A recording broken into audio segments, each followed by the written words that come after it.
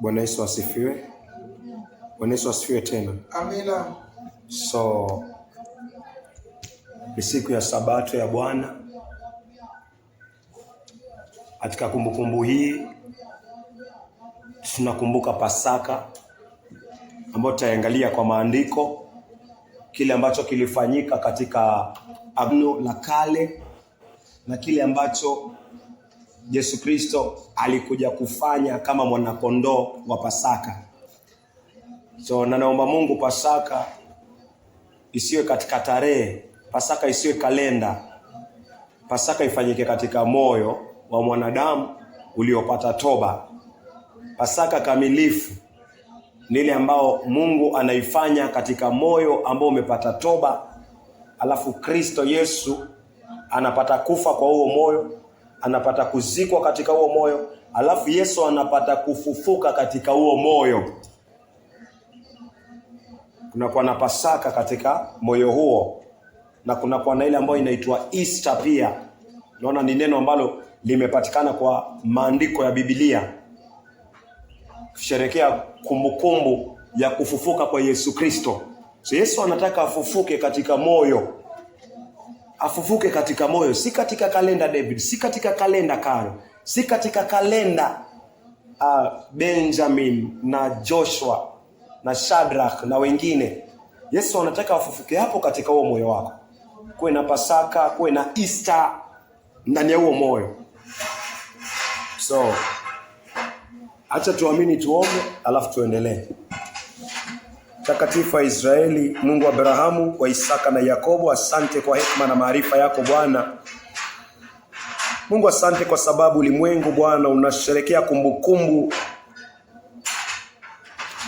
ya kuuawa kwa mwana kondoo wa Pasaka, ambaye katika Agano Jipya Bwana Yesu anakuja Bwana kama sura halisi ya ule kondoo wa Pasaka aliyechinjwa katika Kutoka 12 Bwana. Anakuwa Pasaka Bwana, anakuwa kondoo wa Pasaka Mungu, ili apate kufa katika mioyo yetu, apate kufa kwa ajili ya dhambi zetu Bwana, na apate kutuosha na damu yake takatifu Bwana, na apate kufufuka ndani ya mioyo yetu Bwana, sawa na ile Bwana ambayo inakubalika iko kwa maandiko, ambayo pia ulimwengu Bwana umebaki na kumbukumbu kama Easter Bwana, siku ambayo Yesu Kristo alifufuka Bwana. Acha akafufuke katika moyo wa David Bwana. Tafadhali Mtakatifu wa Israeli, akafufuke katika moyo wa Karo Bwana, akafufuke katika moyo wa watoto hawa pia Bwana wapendwa, akafufuke Bwana katika mioyo ya wenye dhambi Bwana. Bwana, wenye dhambi wamekufa katika dhambi, anahitaji Easter, anahitaji mwana wa kondoo wa Pasaka apate kufa ndani ya mioyo yao na kufufuka ndani ya mioyo yao. Mungu, nenda ukatende hilo Bwana tafadhali. Si kwa sababu tuna uwezo, si kwa sababu tuna uzuri, si kwa sababu Bwana tuko na nguvu zetu za kimwili, lakini kwa ajili ya neno lako Bwana, na kwa ajili ya utukufu wa neno lako Bwana, kajitukuze Bwana. Asante kwa kuwa umesikia kutoka mbinguni Yesu, tafadhali katende, na ni kwa jina la Yesu Kristo tuomba hata tukiamini. Amina. Amen. So acha tuangalie kitabu cha Kutoka. Kitabu cha Kutoka 12. Kitabu cha Kutoka 12. Naweza kuanza mstari wa kwanza. Kitabu ni cha Kutoka 12, mstari wake ni wa kwanza. Bwana akamwambia Musa na Haruni, katika nchi ya Misri, mwezi huu utakuwa mwanzo wa miezi kwenu, yani mwezi wa kwanza wa mwaka wenu. Yaambieni jumuiya yote ya Israeli kwamba katika siku ya 10 ya mwezi huu kila mtu atatoa mwanakondoo mmoja kwa ajili ya familia yake, mmoja kwa kila nyumba. Ikiwa nyumba yoyote ina watu wachache usioweza kumaliza ule mwanakondoo mzima, nyumba hiyo itabidi shirikiane na nyumba ya jirani wa karibu. Baada ya kuzingatia idadi ya watu waliomo, Tutaangalia ni kiasi gani cha nyama kitahitajika kulingana na mahitaji ya kila mtu. Wanyama mtakaowachagua lazima wawe wa kiume wa umri wa mwaka mmoja, wasiokuwa na dosari. Mwaweza kuwachukua kati ya kondoo au mbuzi. Tunzeni wanyama hao mpaka siku ya 14 ya mwezi, ambapo lazima watu wa jumuiya yote ya Israeli wachinje wanyama hao wakati wa jioni. Ndipo watakapochukua baadhi ya hiyo damu na kuipaka kwenye vizingiti vya juu na miimo ya milango ya nyumba ambamo watakula wanakondoo hao. Usiku huo watakula nyama isiyookwa kwenye moto, pamoja na mboga chungu za majani na mikate isiyotiwa chachu. Msile nyama mbichi wala iliyochemshwa, lakini iwe imeokwa kwenye moto, kichwa, miguu na nyama zake za ndani. Msibakize nyama yoyote mpaka asubuhi, nazo kama zitabakia mpaka asubuhi, lazima mziteketeze kwa moto. Hivi ndivyo mtakavyokula: mtajifunga mikanda viunoni, mtakuwa mmevaa viatu vyenu miguuni na kushika fimbo zenu mkononi mwenu. Mle kwa haraka, hii ni Pasaka ya Bwana. Mule kwa haraka, hii ni Pasaka ya Bwana. Endelea. Usiku huo nitapita katika nchi yote ya Misri na kumuua kila mzaliwa wa kwanza wa wanadamu na wa wanyama. Nami nitaihukumu miungu yote ya Misri. Mimi ndimi Bwana. Damu itakuwa ishara kwa ajili yenu ya kuonyesha nyumba ambazo mtakuwemo. Nami nitakapoiona damu, nitapita juu yenu. Hakuna pigo la uharibifu litakalowagusa nyinyi mtakaloipiga Misri. Kuna mambo tunaona hapo. Kuna mambo ambao Mungu anayeweka wazi, tunayaona hapo. Tunaona kuna mwanakondoo. Naona naambiwa kuna mwanakondoo wa Pasaka. Samahani, ukipata nafasi unaweza angalia kwa ubao. Kondoo wa Pasaka. So kuna kondoo ama mbuzi, alafu kuna kuweka damu kwa milango, kwa miimo ya milango na vizingiti. Kuna kuapply damu, sawa sawa. Kuna kuweka damu. Kondoo huyu kondoo atachinjwa, alafu kuna damu. Kuna damu,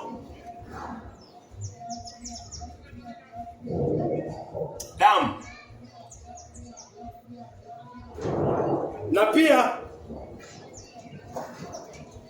kuna, nikiandika damu na maanisha hii damu lazima ipakwe kwa milango. Na mlango mahali damu itapakwa. Na pia kuna, Mungu anasema atapasova. Pasaka inatokana na neno pass over. Sawa sawa, Pasaka inatokana na neno pass over. Inamaanisha Mungu atakuwa anafanya nini? Atakuwa ana pass. Mungu atakuwa ana pass. Inaitwa pass. Pass ni kupita. Sawa sawa, pass ni kupita. Over inamaanisha juu. Unaelewa? So kutakuwa na pass over.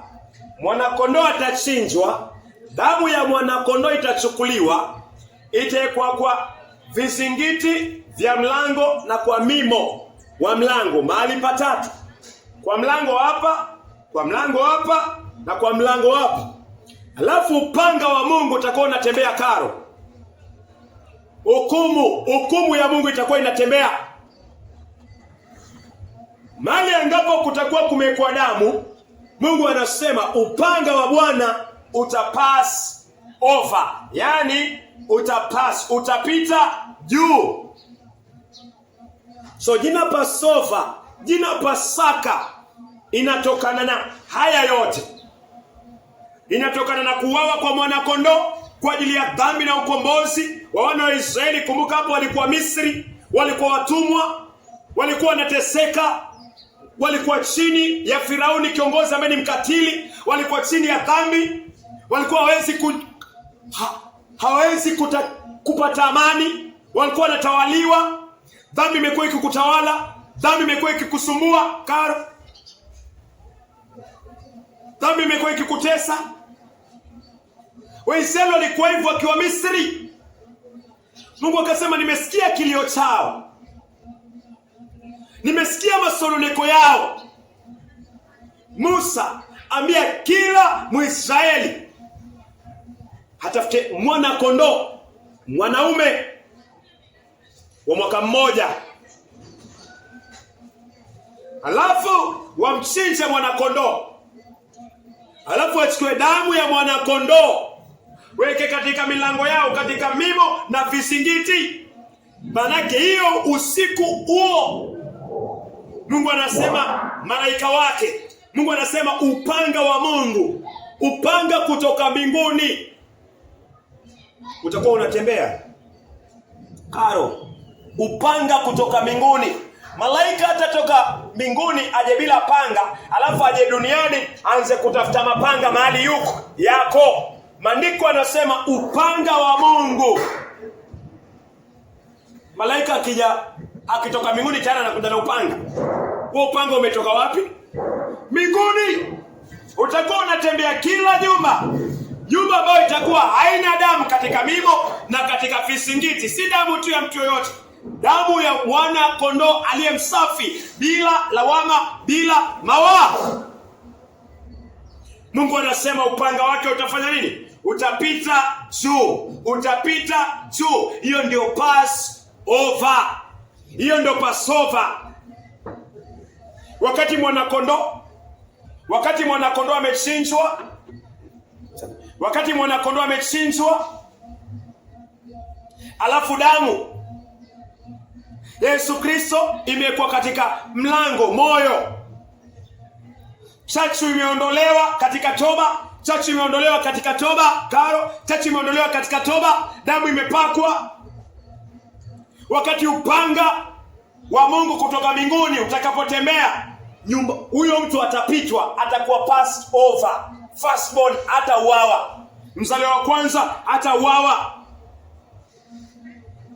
So hii ni siku, hii ni kumbukumbu na formula ya Mungu. Umwombe Mungu, katika hukumu zako nipite juu, katika upanga wako nipite juu. Amina. Kwa sababu Mungu asipokupita juu, upanga wake utakupita. Upanga wake utapita na wewe. Ni either Mungu akupite juu, ama Mungu apite na wewe. Je, uko tayari Karo hivi? Uko tayari hivi na ujasiri kuwa mzaliwa wa kwanza? Hauna damu, hauna mwana kondoo, haujatoa chachu, na upanga wa Mungu unatembea usiku huo. Useme wacha nikutane na wewe malaika wa Bwana, upanga kutoka mbinguni. Uko na ujasiri kweli wa kukutana na hukumu ya Mungu? Mungu anasema wakati huu hukumu ilikuwa inatembea. Pia kuna hukumu, judgment ilikuwa inatembea, hukumu ya upanga wa Mungu kutoka mbinguni. Nitahisi, nataka nisikie venye Mungu anataka, kwa sababu usiku huo lazima watu wauawe, firstborn, kuanzia mtoto wa Firauni mpaka mnyama wa mwisho kabisa ambaye ni firstborn. Lazima upanga wa Mungu utembee. Unajua, ungekuwa Misri, ungekuwa pale unasikia hizi story, ingekuwa utetemeki Karo, ingekuwa utetemeki. Ingekuwa unachukua neno la Musa la Mungu kwa wepesi. Unasikia kwamba leo usiku kutakuwa na kilio ambacho hakijawahi kuonekana Misri. Bado utaendelea kuishi maisha yako katika ulimwengu huu, bado utakuwa na wepesi. Mungu anasema upanga utatoka mbinguni, na kila mzaliwa wa kwanza atauawa. Utakuwa na ujasiri wa kuendelea kubaki katika hali hiyo? Basi haufai kuendelea kuwa na ujasiri wa kubaki katika dhambi, wa kubaki katika hali ambayo damu ya Yesu haijawekwa katika moyo wako, lango la moyo wako, na bado uko free, uko at ease, usomi neno. Maana ukiambiwa leo kuna upanga kutoka mbinguni utatembea, mtu yote ambaye ana Kristo katika moyo wake, mtu yote ambaye ana utakatifu, mtu yote ambaye ana haki atauawa. Utaendelea kulala tu. Utataka katika kabla huo usiku uingie, utataka hapa Yesu aumwe ndani ya moyo wako, na ni kupitia toba, kupitia kuondoa kila chachu katika moyo wako na maisha yako, mpaka chachu ya kutokuamini. Haya ndio yale alikuwa yanaendelea usiku wa Misri. Kama una dakika 3 ufe, ama masaa 3 ufe, masaa 3 ufe, bado utaendelea kuwa tuna ulegevu. Utataka kutarisha moyo wako. Waisraeli wakati walisikia hivi kuna upanga unatoka mbinguni, walitetemeka. Walitaka wafanye kila kitu ambacho Mungu amesema, wasipungukiwe na sharti lolote lile kwa mzaliwa wa kwanza wao aishi. Hii ni message inafaa uchukue katika uzito sana. Manake Mungu ametangaza pia upanga wake kwa wenye dhambi. Mungu ametangaza upanga. Yesu Kristo anakuja mara ya pili, anakuja na upanga kutoka kwa kinywa chake. Anakuja na upanga kutoka kwa kinywa chake, ambao ni neno la Bwana kuja kutoa hukumu. Utamweza huyu Yesu? Utamweza kweli? Kwa nini? Kwa uwezo wa Mungu na neno linalo kuconvict. Usike chini maisha yako, useme Mungu nisaidie kwa haya sasa. Nisaidie kwa haya sasa. Unaweza rejelea mstari wa 5 tafadhali, kutoka 12:5. Kutoka 12 mstari wake ni wa 5. Wanyama mtakaowachagua lazima wawe wa kiume wa umri wa mwaka mmoja, wasiokuwa na dosari. Waweza kuwachukua kati ya kondoo au mbuzi. Waweza kuwachukua kati ya kondoo au mbuzi. Tutatembea sana sana kwa uwezo wa Mungu na kondoo, sababu kwa Agano Jipya tutaliangalia zaidi kuhusiana na Agano Jipya. So walikuwa wanachukua kondoo, wanamchinja karo, wanachukua damu yake huyo kondoo. Wakichukua damu ya kondoo, walikuwa wanaiweka wapi? Hiyo damu ilikuwa inaikwa wapi? Kwa mlango. Sawa sawa, ilikuwa inaikwa kwa mlango. Acha tuangalie, unaweza kusoma mstari wa 15. Kutoka 12 mstari wake wa 15.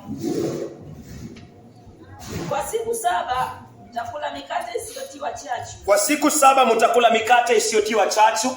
Katika siku ya kwanza mtaondoa chachu yote ndani ya nyumba zenu. Katika siku ya kwanza mtaondoa. Unaona hiyo sharti?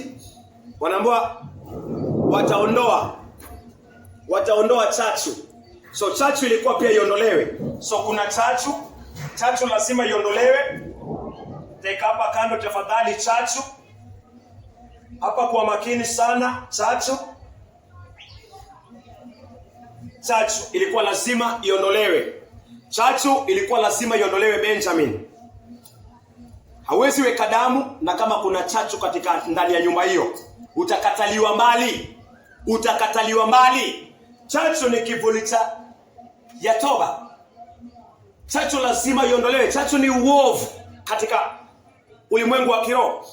Chachu ni uovu, chachu ni uzinzi, chachu ni kutokuamini, chachu ni fitina, chachu ni faraka. Tutaangalia muda si mrefu. Lakini chachu ilikuwa pia iondolewe. Hawezi weka damu mahali kuna uchafu. Lazima chachu iondolewe. Hii damu walikuwa tu hawaiki kwa mlango na ndani kuna chachu. Wakifanya hivyo, kuna uwezekano, natumia maneno yangu, kuna uwezekano malaika wa Bwana angepita kwa ajili ya damu. Lakini kuwa na uhakika, alfajiri mapema huyo aliyekuwa ndani angekataliwa. Hiyo ni 100% angekataliwa. Yaani angekuwa ni kama hajawahi kuokoka. Naweza tumia maneno kama mfano, amekadamu na kuna chachu. Sawa? Mungu anasema nini iondolewe? Chachu iondolewe. Lakini akisema nimeweka damu, okay, tuseme huenda ataishi huo usiku, lakini sawa na maandiko atakatwa, yani atakuwa si Mwisraeli, atahesabiwa hajawahi kuokoka. Licha ya kuwa kuna uwezekano Mungu aseme huyu ako na kiburi kwa sababu ameweka damu, lakini amebakisha chachu kule ndani, huyu namuua. So ilikuwa ni lazima ufuate masharti yote kulingana na mnijibu wa maandiko. Unaweza kusoma mstari wa 17. Samani, unaweza soma 18. Kutoka 12 mstari wa 18. Katika mwezi wa kwanza mtakula mikate isiyotiwa chachu. Katika mwezi wa kwanza Mungu anarejelea tena, mtakula mikate isiyotiwa chachu. Kuanzia jioni ya siku ya 14. Kuanzia jioni ya siku ya 10. Jioni ya siku ya 14. Hadi jioni ya siku ya 21. Hadi jioni ya siku ya 21. So Mungu anasisitiza 15. Mungu anasema ondoeni chachu. Yaani tubu. Geuka kwa njia mbaya. Geuka kwa unafiki. Geuka kwa matendo ya mwili. Geuka katika kutokuamini, ondoeni chachu. Mstari wa 15 anasema hivyo, mstari wa 18 anasema hivyo. Unaweza soma mstari wa 19 tafadhali. Kwa muda wa siku 7. Kwa muda wa siku 7 isionekane chachu yoyote katika nyumba zenu. Isionekane chachu yoyote. Mungu anasema isionekane chachu. Mungu hataki chachu. Isionekane chachu yoyote katika nyumba zenu. Yoyote alaye chochote chenye chachu ndani yake. Yoyote alaye chochote chenye chachu ndani yake lazima akataliwe mbali. Lazima, hiyo sentence, lazima akataliwe mbali.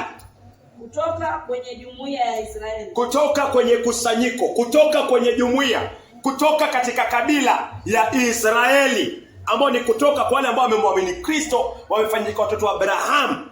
Wanaambia lazima, tafadhali, lazima ondoe chachu. Akiwa ni mgeni au mzaliwa. Akiwa ni mgeni, akiwa ni mtu wa mataifa ama mzaliwa kutoka kwa viuno vya Abraham. Hapa kwa chachu shetani huwa anaziba watu wengi. Mungu anazungumzia chachu zaidi.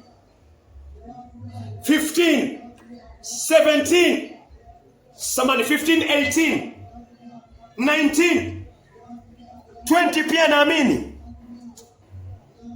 atakataliwa mbali. 21.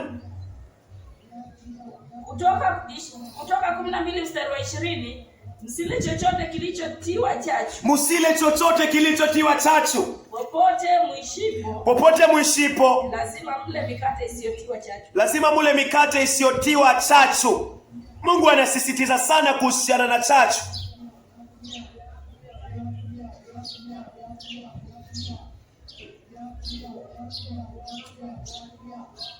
Kuna kitu inafaa uone. Huu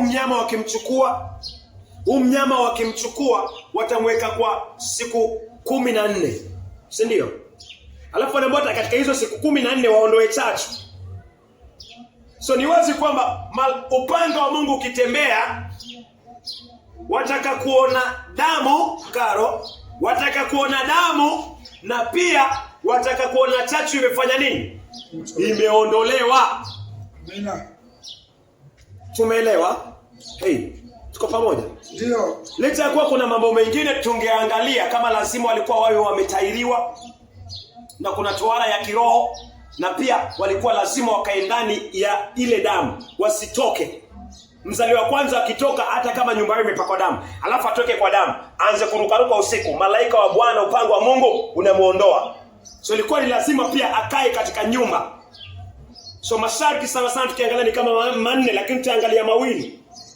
Kulikuwa na sharti la kuweka damu katika milango, kulikuwa na sharti ya kutoa chachu, kulikuwa na sharti la lazima watairiwe. Lazima moyo wako umetairiwa, umeondolewa govu la dhambi, umemwamini Yesu Kristo kupitia toba na imani kwa Yesu Kristo, ndio uingie katika hiyo damu. na ilikuwa lazima uendelee kukaa katika hiyo damu. Inamaanisha hata baada ya kuokoka lazima uendelee kutembea katika kazi za Mungu na Yesu Kristo.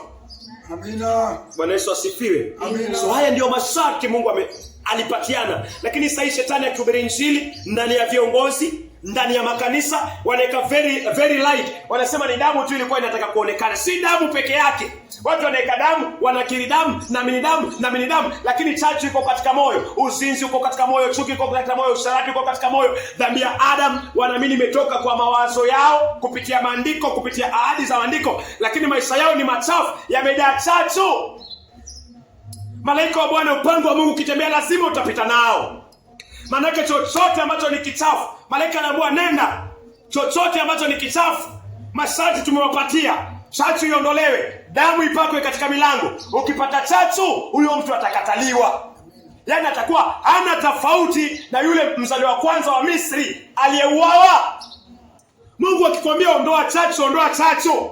Yaani geuka katika kutokuamini. Geuka kwa maovu, geuka kwa dhambi, geuka kwa chukizo. Usiwe na ushirika nayo. Nyumba inaashiria mwili. Wanaambiwa ondoe chachu katika mili yao. Walikuwa wanaambiwa ondoe chachu kwa nyumba. Wakichukua chachu wakiondoa kwa nyumba zao, sisi kwa Agano Jipya tunaambiwa ama mjui kuwa mili yenu ni hekalu la Bwana. So katika huu mwili Mungu anakuambia ondoa usherati. Katika huu mwili Mungu anakuambia ondoa chuki.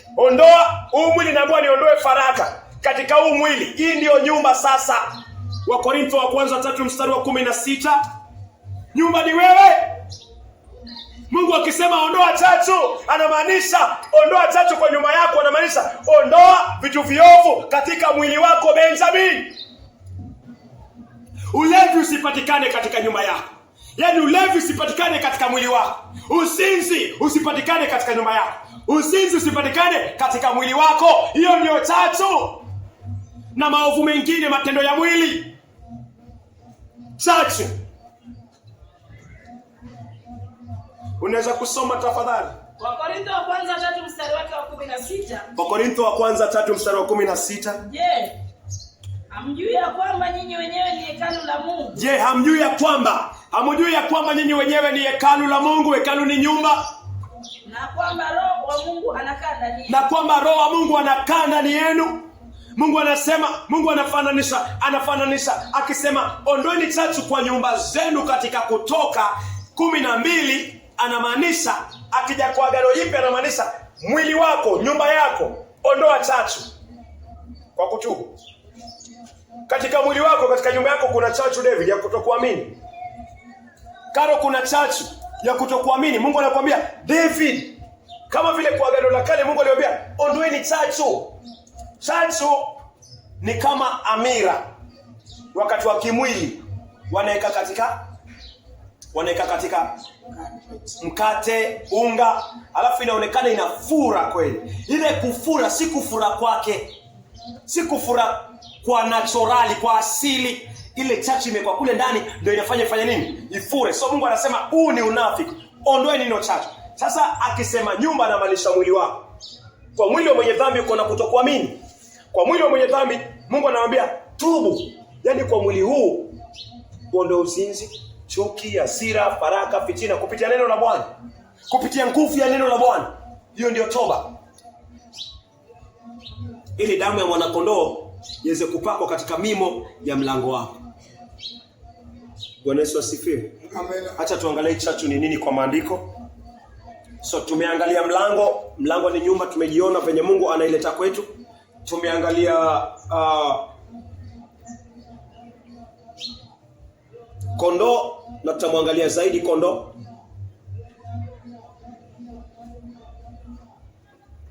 Acha tuangalie chachu. Angalia Wakorintho wa kwanza tafadhali 5. Tutaangalia vitu viwili hapo kwa Wakorintho. Tutaangalia mwana kondoo wa Pasaka.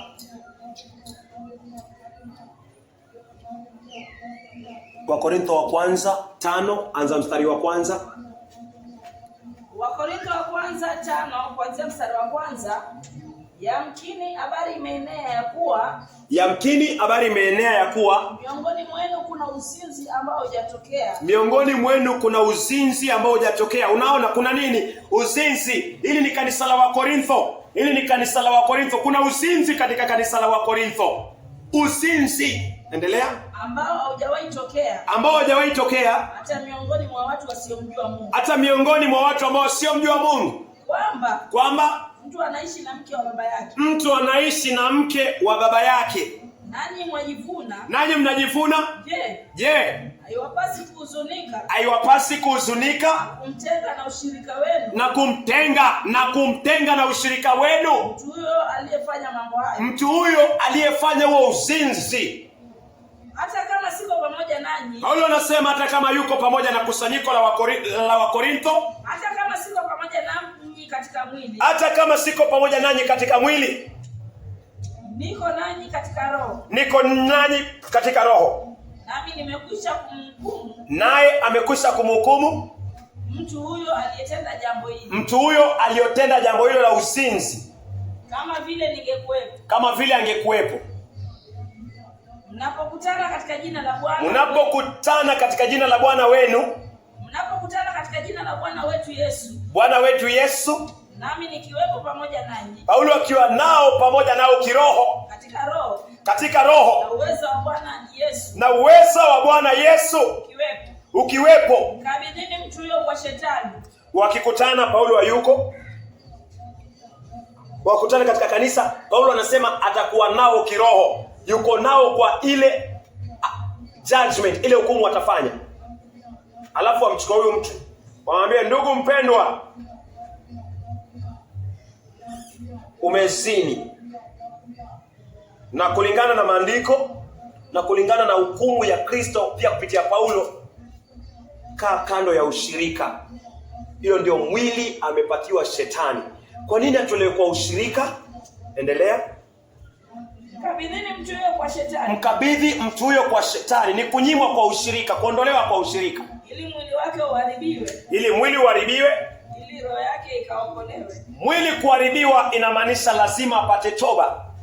Atapigwa na Shetani, atapigwa, hana ushirika, atapigwa, atakuwa anaenda huko kando, anafuatwa nyumbani, anahubiriwa neno. Alafu akipata toba sasa, ndio maandiko anasema Yesu akija apate kuokoka. Si aendelee kwa uzinzi, alafu afe kwa uzinzi, Yesu aje amchukue. No, akiekwa kando, anafuatwa pale kando, anahubiriwa neno pale kando, lakini si katika kanisa, si katika kusanyiko la watakatifu, mpaka apate toba, alafu aregeshwe. Ndio maana tukisoma Wakorintho wa pili, Paulo anasema mtu huyu aliyetengwa aonyeshwe upendo, aregeshwe. Bwana Yesu asifiwe. Aregeshwe. Hiyo kuregeshwa ndio kupata toba baada ya kugeuka kwa uovu, kuona makosa yake, kuyakiri mbele za Mungu na kuachana na huyo mke wa babake na kuendelea kukaa pale kuomba pamoja, alafu anaregeshwa kwa ushirika ili Yesu akija, Yesu aje ampate wapi? Akiwa kwa ushirika. Hiyo ndio inamaanisha hivyo. Tuendelee tafadhali. Mkabidhini mtu huyu kwa Shetani. Ili mwili uharibiwe. Ili roho yake iokolewe katika siku ya Bwana. Endelea. Majivuno yenu si mazuri. Je, hamjui ya kwamba? Hilo ndio sentence tunataka uwe makini zaidi. Hamjui ya kwamba chachu kidogo uchachua donge zima la unga. Benjamin, chachu kidogo uchachua donge zima. Kwa nini chachu kidogo? Amefanya nini huyu kijana? Amefanya uzinzi, si ndio? Amefanya uzinzi. Uzinzi ni ovu. So uzinzi ni chachu. Huyu kijana akiacha kanisani, uzinzi wake utafanya vijana wengine pia waanze kuzini, na chachu yake itafanya kanisa lote liwe limeingia katika dhambi ya, umeelewa sasa, ya usherati ya washerati. So Mungu akiwaambia Israeli hapa waondoe chachu katika Kutoka 12, ondoeni chachu katika nyumba zenu, anamaanisha ondoeni uzinzi katika mili yenu. ondoeni chuki katika mili yenu, ondoeni faraka katika mili yenu, ondoeni kiburi katika mili yenu, ondoeni unafiki katika mili yetu. Hivyo ndio Mungu anamaanisha. Tumeelewa? So church iko connected na uovu. David, church iko connected na uovu. Church ni matendo ya mwili, Wagalatia 5 mstari wa 19. Hiyo ni church. Mungu anakuambia tubu katika hiyo church. Iondoe hiyo church katika mwili wako. Unaweza kusoma tafadhali. Hiyo ni church. Kitabu cha Wagalatia 5 mstari wake wa 19. Wagalatia 5:19. Basi matendo ya mwili ni dhahiri. Basi matendo ya mwili ni dhahiri, nayo ni haya: uasherati. Uasherati ulikuwa katika kanisa la Wakorintho na iliitwa chachu. So uasherati ni tendo la mwili, ni chachu. Uchafu. Geuka kwa uchafu, hiyo ni chachu. Kuangalia pornografia, masturbation, uchafu wengine wowote ule, hizo ni chachu. Mungu apendezwe nazo. Usiondoe katika mwili wako ili mwanakondoo achinjwe, damu yake ipate nafasi katika moyo. Ufisadi ni chachu, inafaa iondolewe. Kuabudu sanamu. Kuinamia sanamu za Maria, kuwa na sanamu karo za kiroho. Benjamin, kuwa na sanamu za kiroho. David, Mungu anakuambia ondoa hiyo, ndio damu ipakwe.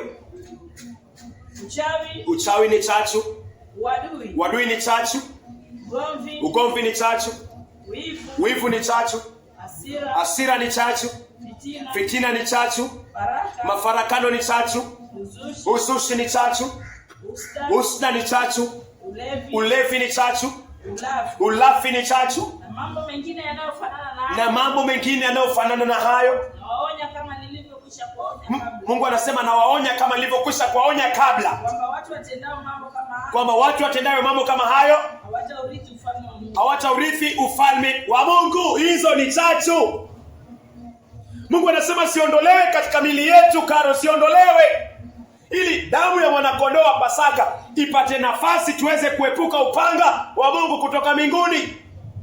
Ili Mungu wa Passover apite juu yako, hukumu ya Mungu ipite juu yako, ghadhabu ya Mungu ipite juu yako, jehanamu ya Mungu ipite juu yako, ziwa la moto la Mungu ipite juu yako. Lazima kwenda kugeuka kutoka kwa njia mbaya. Hiyo ni toba, kuondoa chachu katika mili yetu. Amina. Kuondoa chachu. Na unakiri kusema kwa Mungu na kuacha. Hivyo ndio chachu inaondolewa. David, kutokuamini ni chachu. Mpaka sasa hii Yesu hajajifunua kwenu. Kwa nini? Hiyo ni chachu. Haifai kubaki katika mwili, inafaa iondoke. Kutokuamini. Ushapata toba, unaendelea kupata toba. Umepata huzuni ya kiungu, unaendelea kupata huzuni ya kiungu. Sasa ni nini? Ni mwanakondoo wa Pasaka. So hapo kwa chachu umeelewa, naamini. So tuangalie mwanakondoo. Mwanakondoo alikuwa anachinjwa, tutamchinja. Alafu damu yake ilikuwa inapakwa kwa mlango. Hapa. Tuko pamoja karo? Waweza angalia kwa ubao. Hizi sehemu tatu ndio damu ilikuwa inapakwa. Kwa milango. Mlango inatokana na mbao. Mlango sana sana wakati huo miti inaekwa, mti inaekwa, inakuwa tu mlango. Mbao zinaekwa, inakuwa tu mlango. David, tumeelewa? So damu ilikuwa inapakwa hapa katika mlango. Mwanakondoo alikuwa anachinjwa. Mwanakondoo lazima awe bila dosari. Bila dosari. Unaweza rudi kwa mwanakondoo. Acha tumwangalie mwanakondoo. Huyu mwanakondoo wa Pasaka. Rudi Kutoka 12 mstari wa 5. Kitabu cha Kutoka 12 mstari wake ni wa 5. Andiko anasema wanyama mtakaowachagua lazima wawe wa kiume wa umri wa mwaka mmoja asiyekuwa na dosari. Mwaweza kuwachukua kati ya kondoo au mbuzi. Mwaweza kuwachukua kati ya kondoo au mbuzi. Unaweza soma bila dosari. Huyo kondoo alikuwa hana dosari. Unaweza soma 21 pia. Kutoka 12 mstari wa 21. Ndipo Musa akawaita wazee wote wa Israeli. Musa akawaita wazee wote wa Israeli na kuambia, nendeni mara moja mkachague wanyama kwa ajili ya jamaa zetu. Nendeni mara moja mkachague wanyama. Wanaenda kuchagua kondoo asiyekuwa na mawaa, asiyekuwa na dosari. David, kondoo anaenda kuchinjwa. Naam. mara moja mkachagua wanyama wa kwa ajili ya jamaa zenu. Kwa ajili ya jamaa zenu Mkachinje mwanakondoo wa Pasaka. Mkachinje mwanakondoo wa Pasaka. Huyu mwanakondoo anaitwa mwanakondoo wa Pasaka. Alikuwa bila dosari, bila dosari. Huku kwa Agano Jipya Yesu Kristo, Yesu anaitwa mwanakondoo wa Pasaka. Amen. Amina. Alikuwa bila dosari. Yesu anaitwa mwanakondoo wa Pasaka. Ana dosari, bila dosari Yesu Kristo. Acha tuangalie Wakorintho wa kwanza mali tumesoma. Wakorintho wa kwanza 5 mstari wa 7. Baada ya kuondoa chachu, Wakorintho wa kwanza 5 mstari wa 7. Wakorintho wa kwanza 5 mstari wa 7. Ondoeni chachu ya kale ili mpate kuwa donge jipya lisilotiwa chachu. Ondoeni chachu ya kale, yani tubuni. Kama vile mlivyo. Maana Kristo mwanakondoo wetu wa Pasaka. Kwa maana Kristo David, Kristo Karo, Kristo mwanakondoo wetu wa Pasaka amekwisha tolewa kuwa dhabihu. Yesu anaitwa mwanakondoo wa Pasaka kwa sababu nyuma kulikuwa na mwanakondoo wa Pasaka alikuwa anachinjwa. Huyu mwanakondoo wa Pasaka alikuwa anachinjwa, alafu damu yake inawekwa kwa milango, kwa mimo. Huyu mwanakondoo alikuwa bila lawama, bila dosari, bila doa. Yesu anasema yeye ndio mwanakondoo wa Pasaka. Wabondo echachu utubu kutokuamini, ugeuke kwa njia mbaya, ili damu ya mwanakondoo wa Pasaka ipate kuingia katika mimo na vizingiti vya moyo wako. Hivyo so kimchinja huyu ni kivuli cha kuchinjwa kwa nani? Yesu Kristo. Amina.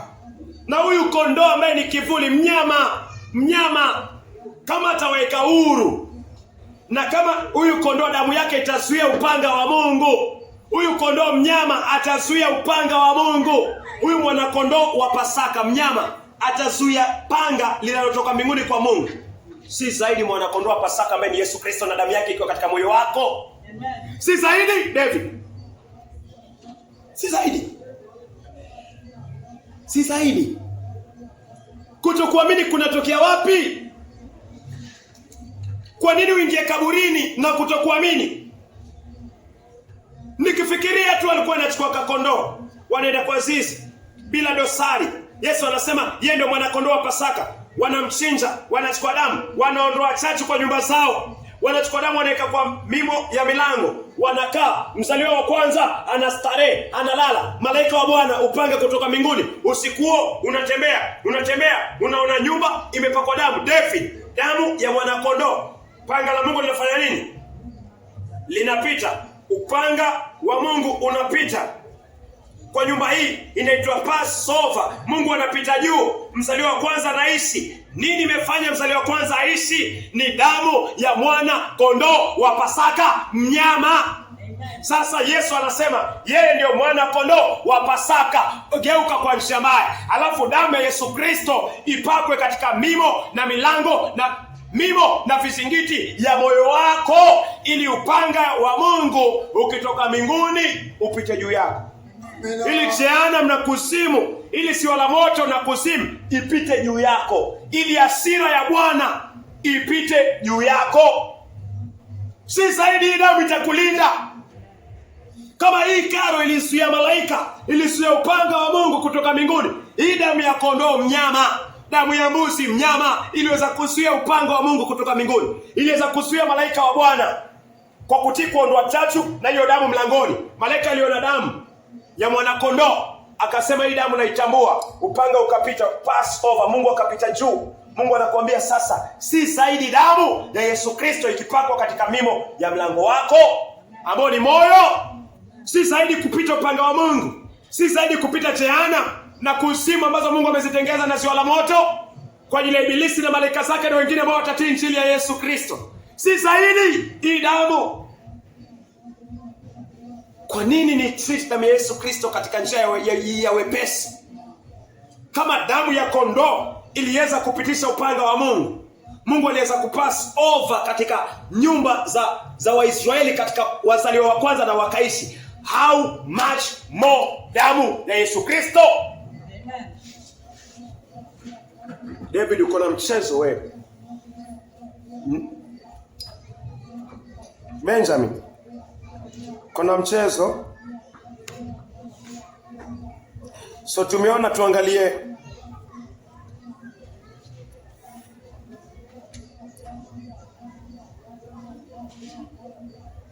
alikuwa hana dosari. Tukimwangalia Yesu, ako na dosari. Yesu hana dosari.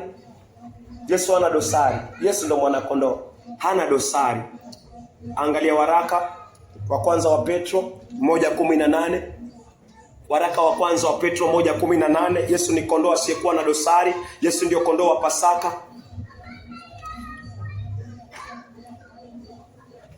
Ni cha waraka wa kwanza wa Petro, mstari wake wa 18. Maandiko yanasema, kwa maana mnafahamu kwamba mlikombolewa kutoka mwenendo wenu usiofaa ambao mliurithi kutoka kwa baba zenu, si kwa vitu viharibikavyo kama fedha na dhahabu, bali kwa damu ya thamani ya Kristo, yule mwanakondoo asiye na dosari wala doa.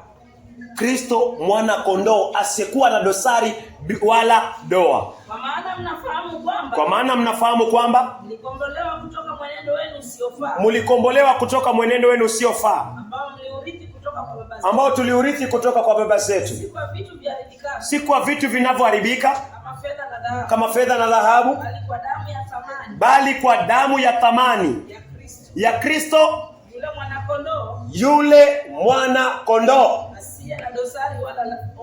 asiye na dosari. Yesu anaitwa mwana kondoo asiye na dosari wala doa. Yesu ndio mwana kondoo. Hii damu ya mwana kondoo iliweza kuzuia malaika, iliweza kuzuia upanga wa malaika. Maandiko yanasema Yesu ni mwana kondoo asiyekuwa na dosari wala doa. So kuhusiana na kondoo wa Pasaka tumemwona ni Yesu Kristo. Mungu anataka damu ya Yesu Kristo ipakwe katika mlango wako, moyo wako. Umeelewa? So hata turudi kwa agano. Yesu hakuwa na dosari. Vile vile huyu mwana kondoo alikuwa na dosari. Hii damu walikuwa wanaipaka wapi? Acha turudi kwa mlango. Acha turudi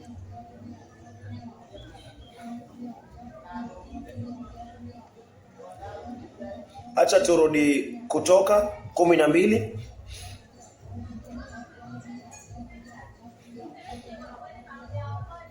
Naweza angalia Kutoka 12. Angalia mstari wa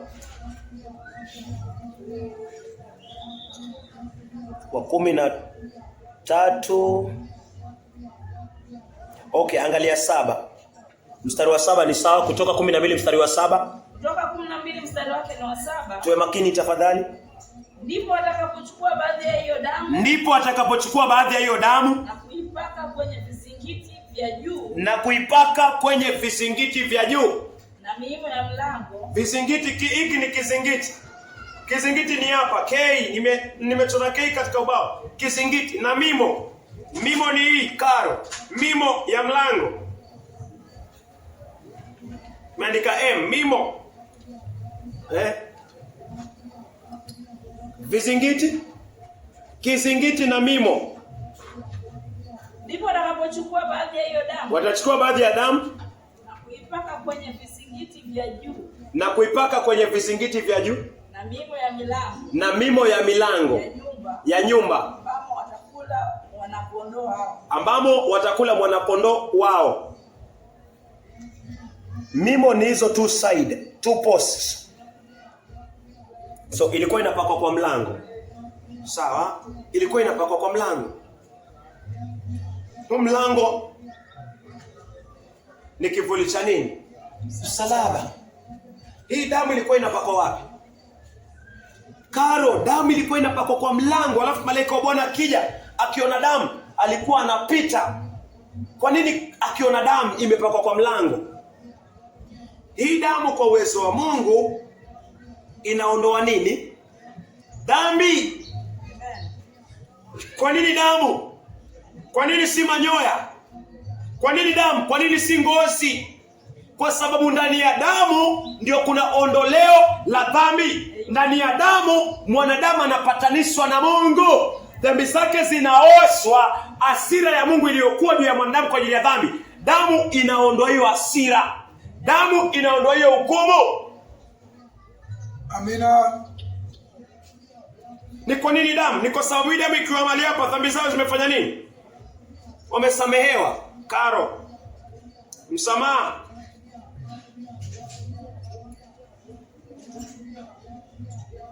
Unaelewa?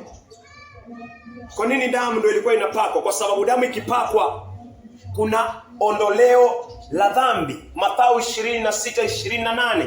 Yesu anasema, kwa maana hii ndiyo damu yangu ya agano imwagikayo kwa ajili ya wengi kwa ondoleo la dhambi. Hapo kwa mlango kukiwekwa damu, malaika akipita, chachu imeondolewa, anaona damu. Hii damu imeondoa nini? Imeondoa dhambi. Dhambi imeondolewa. Hakuna hukumu kwa nyumba ambayo imepata toba, imeondolewa chachu na imewekwa damu. Dhambi za hiyo nyumba, dhambi za mzaliwa wa kwanza wa nyumba hiyo imeondolewa. Amina. Mungu ahesabu tena. Hasira ya Bwana imeondolewa.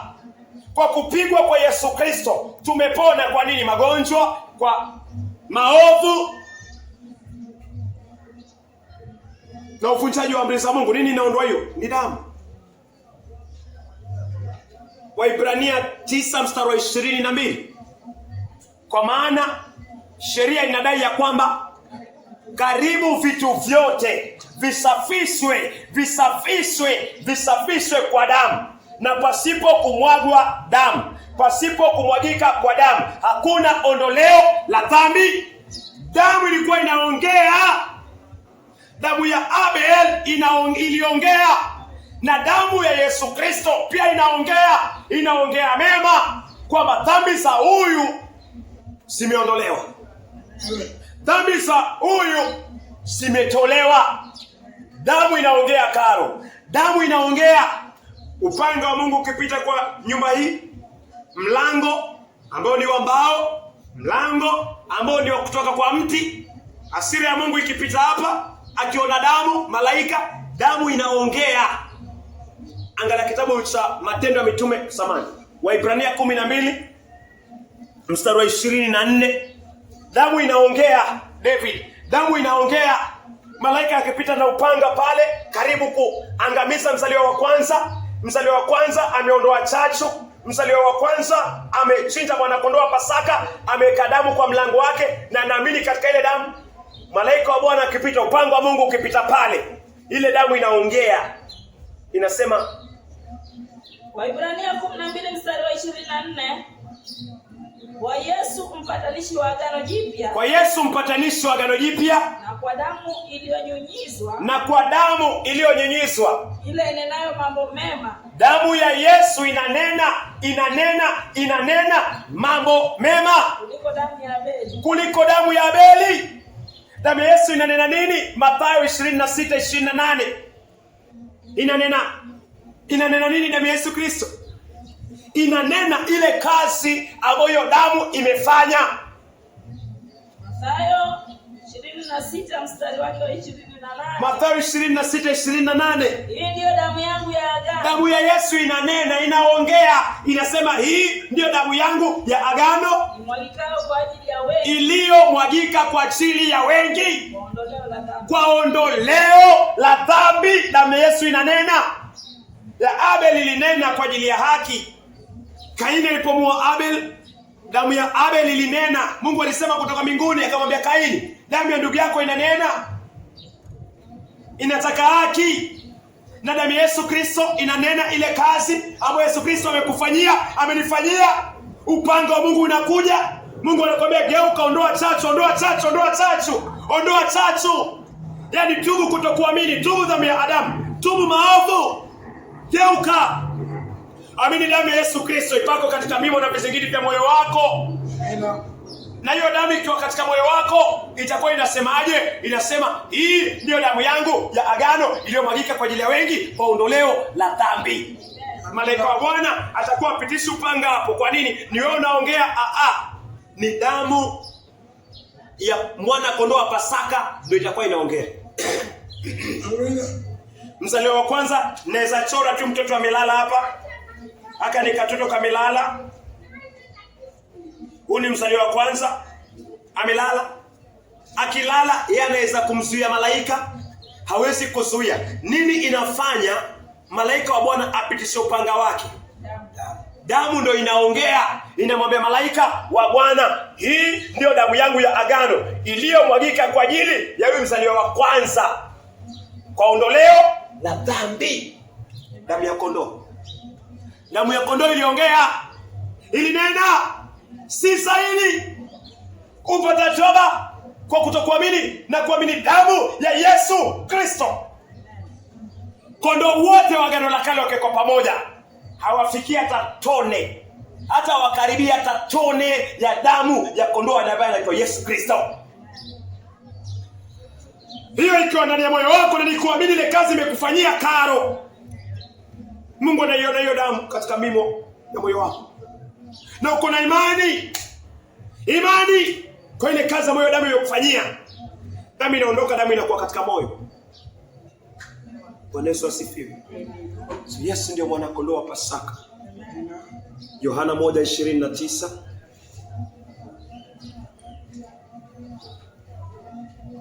Kitabu cha Yohana 1:29. Siku iliyofuata Yohana alimuona Yesu akimjia akasema, Tazama mwana kondoo wa Mungu. Yohana anakuambia tazama mwana kondoo wa Mungu aichukuae dhambi ya ulimwengu. Siku iliyofuata Yohana anamuona Yesu Kristo akimjia. Yohana anaambia ulimwengu, Yohana anakuambia wewe na mimi, akasema tazama mwana kondoo wa Mungu aichukuae. Huyu mwana kondoo alichukua huko. Huyu mwana kondoo wa Pasaka kwa Exodus 12. Yes.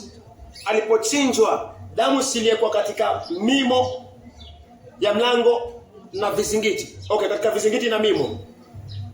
Sawa, malaika wa upanga kutoka mbinguni ukitembea katika nyumba ile. Ile damu ilikuwa inasema nini?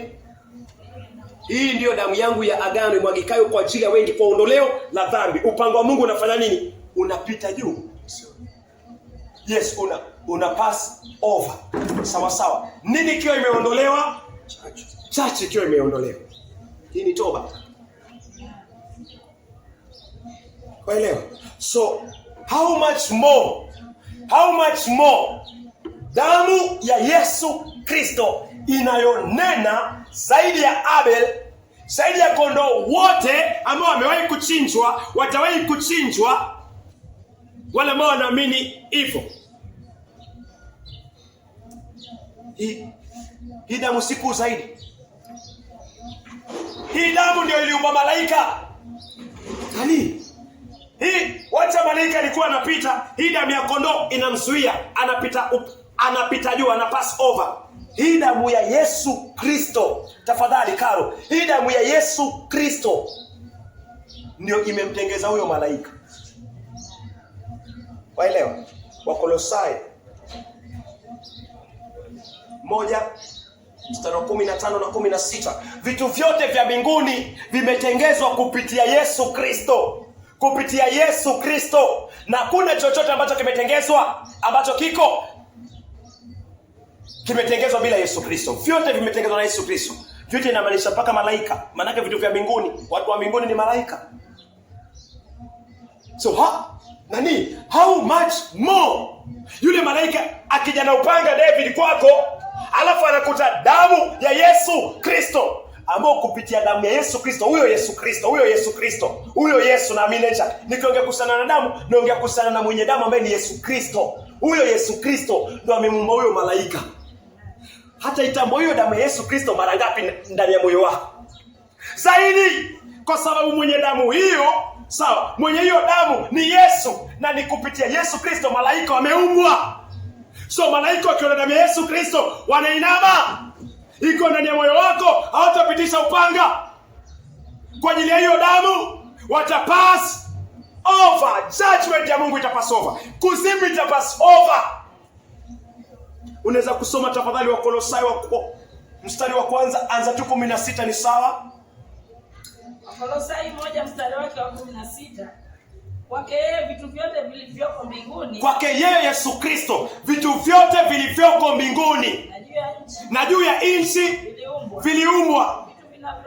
Vitu vinavyoonekana, vitu visivyoonekana, iwe ni viti vya enzi au falme au wenye mamlaka au watawala, vitu vyote viliumbwa na Yesu na kwa ajili ya Yesu Kristo.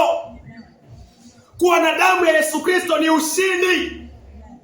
Kuwa na damu ya Yesu Kristo baada ya kuondoa chachu, malaika wakiona moyo wako, Mungu akiona moyo wako, kuzimu ina pass over, kwa sababu ndani ya moyo wako kuna Pasaka. Amina. Si kwa kalenda karo. Nitake sana, nitake. Kuna kitu ambacho Mungu alinionyesha jana na Mungu anataka pia ukione. Unaamini malaika waliumbwa kupitia Yesu Kristo? Maandiko yanasema hivyo kwa Kolosai. Shetani alikuwa malaika. Shetani ni malaika anaitwa kerubi, a guardian cherub. So shetani aliumbwa kupitia nani? Yesu Kristo kabla hajaasi. So hata shetani anatambua damu ya Yesu Kristo ikiwa ndani ya moyo wako, shetani anaitambua.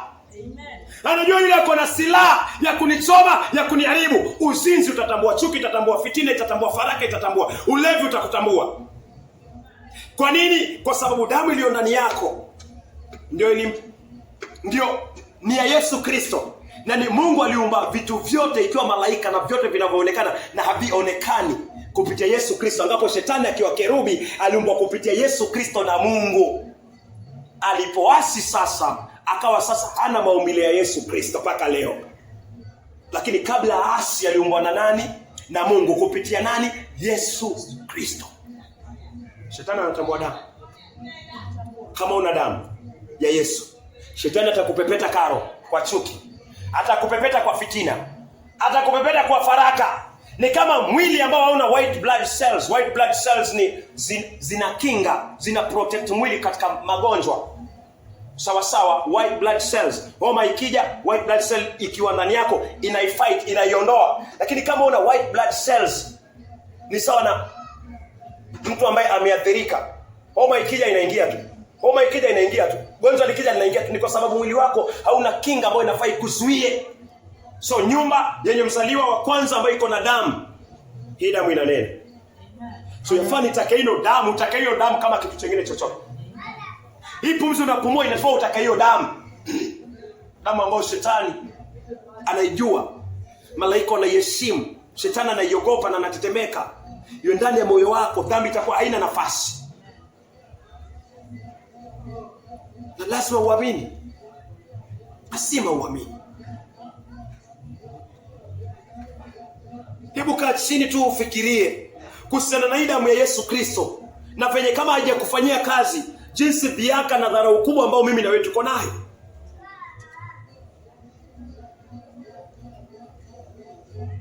Yafaa tushuke, ni embrace, ni ikumbatie.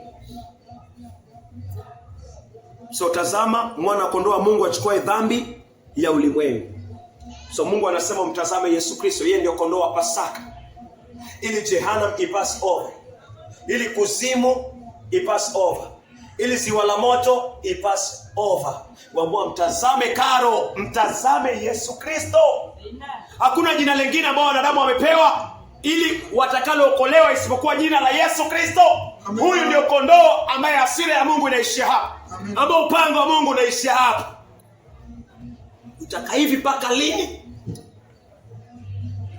Mungu akuconvict na Roho Mtakatifu. Akuconvict, akuchome kabisa katika moyo. Usikubali kabisa kuendelea kukaa hivi. Mungu anakuambia mtazame mwana kondoo wa Mungu achukue dhambi ya ulimwengu. Matendo ya Mitume 4 mstari wake wa 12. Naweza soma tafadhali? Wala hakuna wokovu katika mwingine awaye yoyote. Wala hakuna wokovu katika awaye mwingine yoyote. Kwa maana hakuna jina jingine chini ya mbingu. Kwa maana hakuna jina lingine, David. Karo, hakuna jina lingine. Benjamin, hakuna ujanja mwingine, hakuna jina lingine chini ya mbingu walilopewa wanadamu, tulilopewa sisi, litupasalo sisi kuokolewa kwalo. Salvation is found in no one else. Salvation is found in no one else. For there is no other name. For there is no other name under heaven. Given to mankind. By which we must be saved. By which we must be saved. Asante. So, wangoja jina gani lingine? Ni mwanakondoo tu wa Pasaka. Mungu afanye leo, kesho Mungu afanye nafsi. Hukumu yake ipass over. Kwako David, Karo. Taka hiyo. Hiyo ndio Pasaka, Karo. So Yesu alipobeba dhambi, alienda nazo wapi? Alienda nazo msalabani. Sawa sawa. Unakumbuka tukiona damu ilikuwa inapakwa kwa hii milango.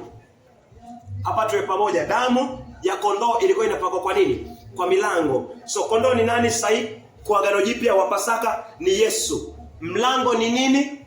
Msalaba. Kwa sababu ile material, elewa, ile material inayotengeza mlango ni the same material inayotengeza nini? Msalaba. So ile damu ya huyu kondoo wa Pasaka David kwa Agano la Kale ilipakwa kwa mlango. Yesu ni kondoo. Yesu ni kondoo. So Yesu lazima amwage damu yake kwa mlango. Material gani inatengeza mlango? Ni mbao. Ndio maana mchoraji ameandika msalaba wa mbao kwa Agano Jipya. Kwa Agano la Kale akachora mlango wa mbao. Kwa nini? Huyu kondoo alikuwa anamwaga hii damu yake kwa mlango. Damu ya kondoo ilikuwa inamwagwa pale kwa mlango. Waelewa? So Yesu anachukua mlango, anabeba mlango, anabeba msalaba. Msalaba mali dhambi zako zimewekwa, dhambi zangu zimewekwa kwa mwili wake. Yesu anabeba msalaba, mlango, Karo. Mlango.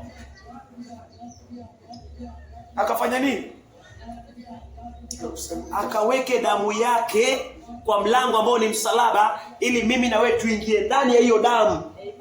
Mimo na vizingiti vya mioyo yetu ipakwe damu ya Yesu Kristo mwana kondoo wa Pasaka ambaye ni mkuu zaidi.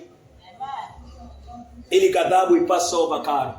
Kuzimu ipass over. Hasira ya Bwana kwa dhambi nilizozitenda ziweze kupita juu yako. Pass inamaanisha kupita. Over inamaanisha juu. Tumesema hayo. Hautaki kuzimu ipite juu. David, uko na mchezo. Hautaki kuzimu ipite juu, ziwa la moto ipite juu. Hautaki ziwa la moto ipite juu yako. Kama unataka basi lazima ionekane Mungu anakuvuta. Nini inaweza fanya kuzimu ipite juu? Damu ya Yesu Kristo. Na si eti Yesu amekataa. Si Yesu amesema kesho. Angalia waraka wa kwanza wa Petro, 1 Peter 2:24. 1 Peter 2:24.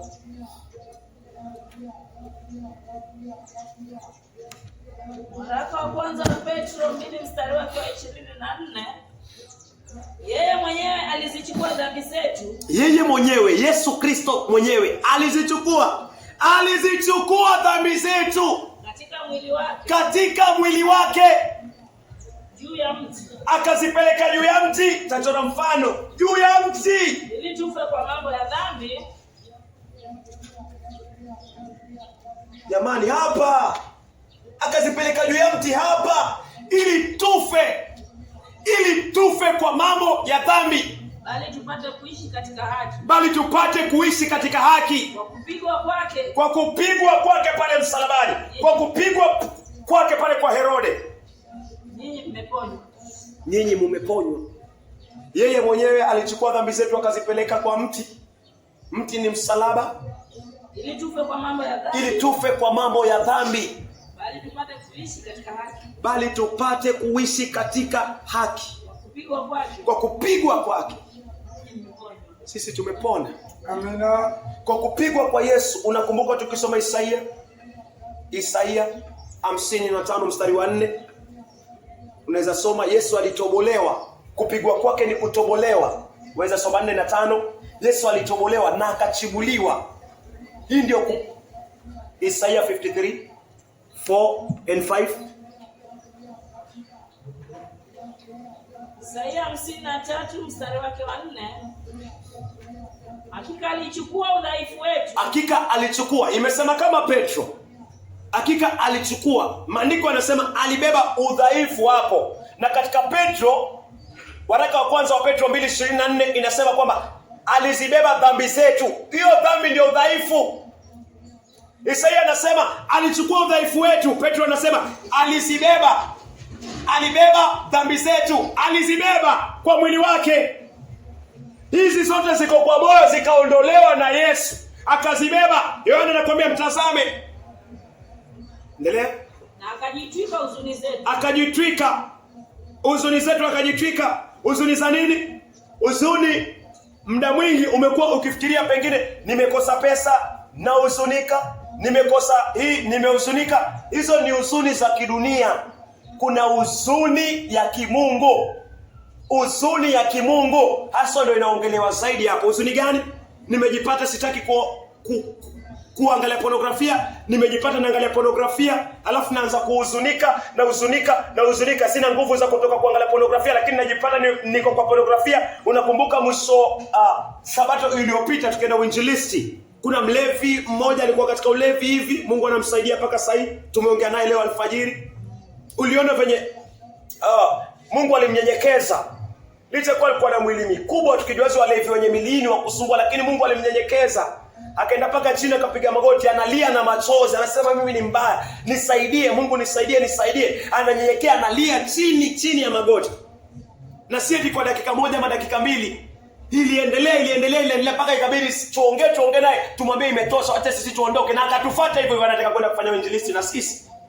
Kwa uwezo wa Mungu. Ni mlevi ambao anaona niko kwa uchafu na sina nguvu za kujitoa na sitaki, na nani atanisaidia? Huzuni ya dhambi.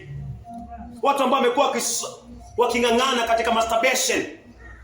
Unajua kusana tendo hilo. Unataka uache lakini una nguvu za kuacha, unakuwa na huzuni.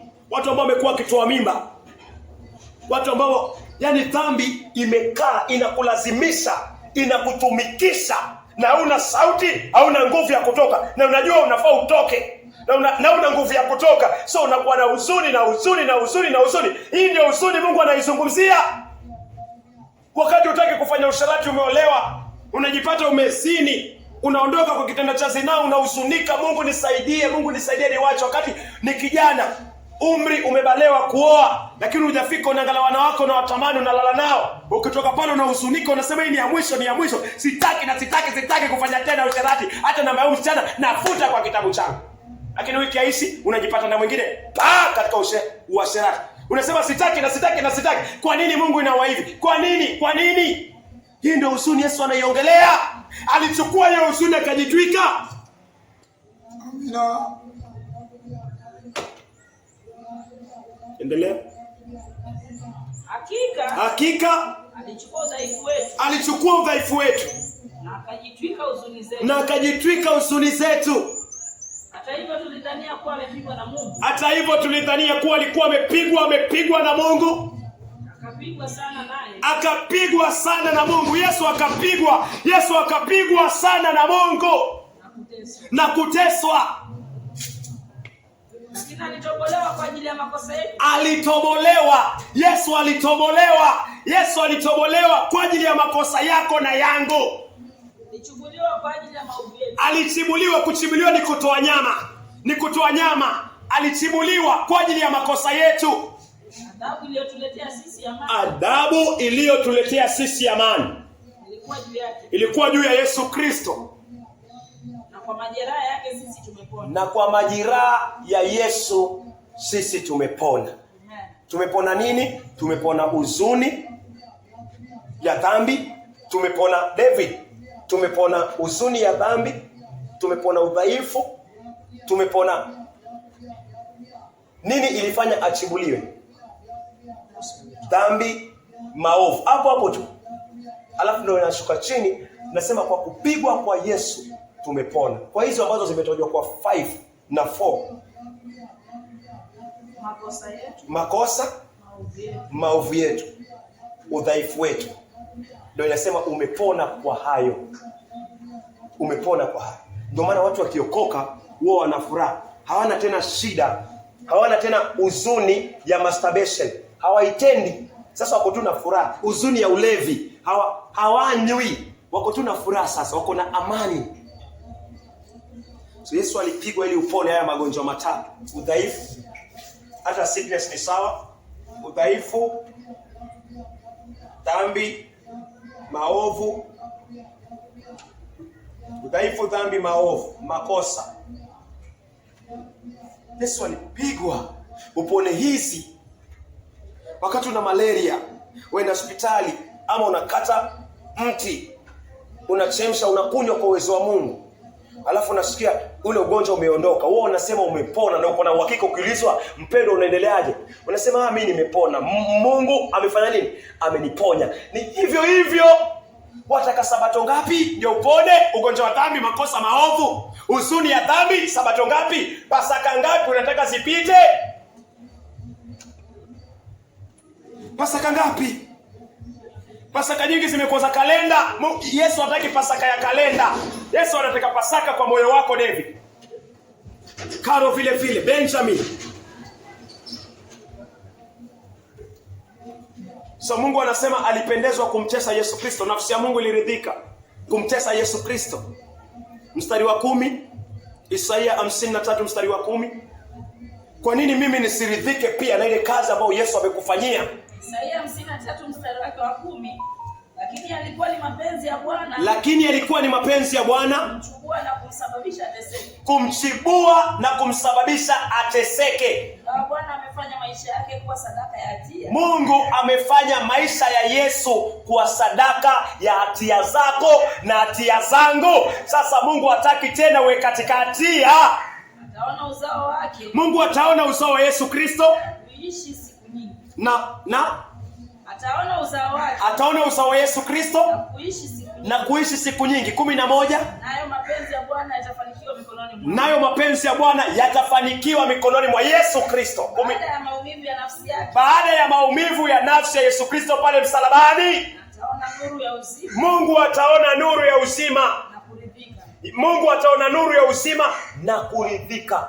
Kwa maarifa yake. Mpaka hapo kidogo. Mungu akiona Yesu anateseka kwa ajili ya dhambi zako, maovu yako, huzuni zako za dhambi na zangu pia, makosa. Mungu akiona Yesu akiteseka, Yesu akilia, Mungu wangu mbona umeniacha? Mungu anaona hayo mateso. Yesu akilia kiu msalabani, Mungu akiona hayo mateso, Mungu anasema hayo mateso, Mungu anaridhika, anasema afadhali nimemsamea David. Mungu anasema afadhali nimemsamea Karo. Kwa nini? Yesu akigagaa pale msalaba, pigwa msumari, pigoni, Mungu anasema nashukuru David amesamehewa. Wakati wewe mtoto wako akipigwa, Karo, mtoto wako akipigwa hivi, unaona video, unatamani uwe hapo, unatamani uingie ndani hiyo simu.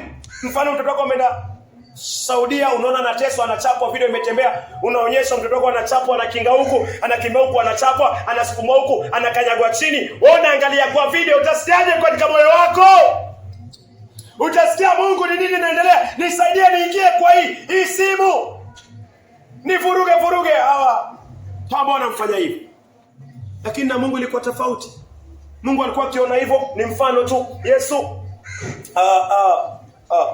ni wewe sasa unaangalia simu, mtoto wako anapigwa Saudia, anasukumwa, anaangushwa na mwagiwa maji, anashikwa kama anataka kubakwa hivi, anashikwa sehemu zake, anateswa. Mungu alikuwa akiangalia Yesu akiteseka. Mungu anasema afadhali naridhika David amesamehewa.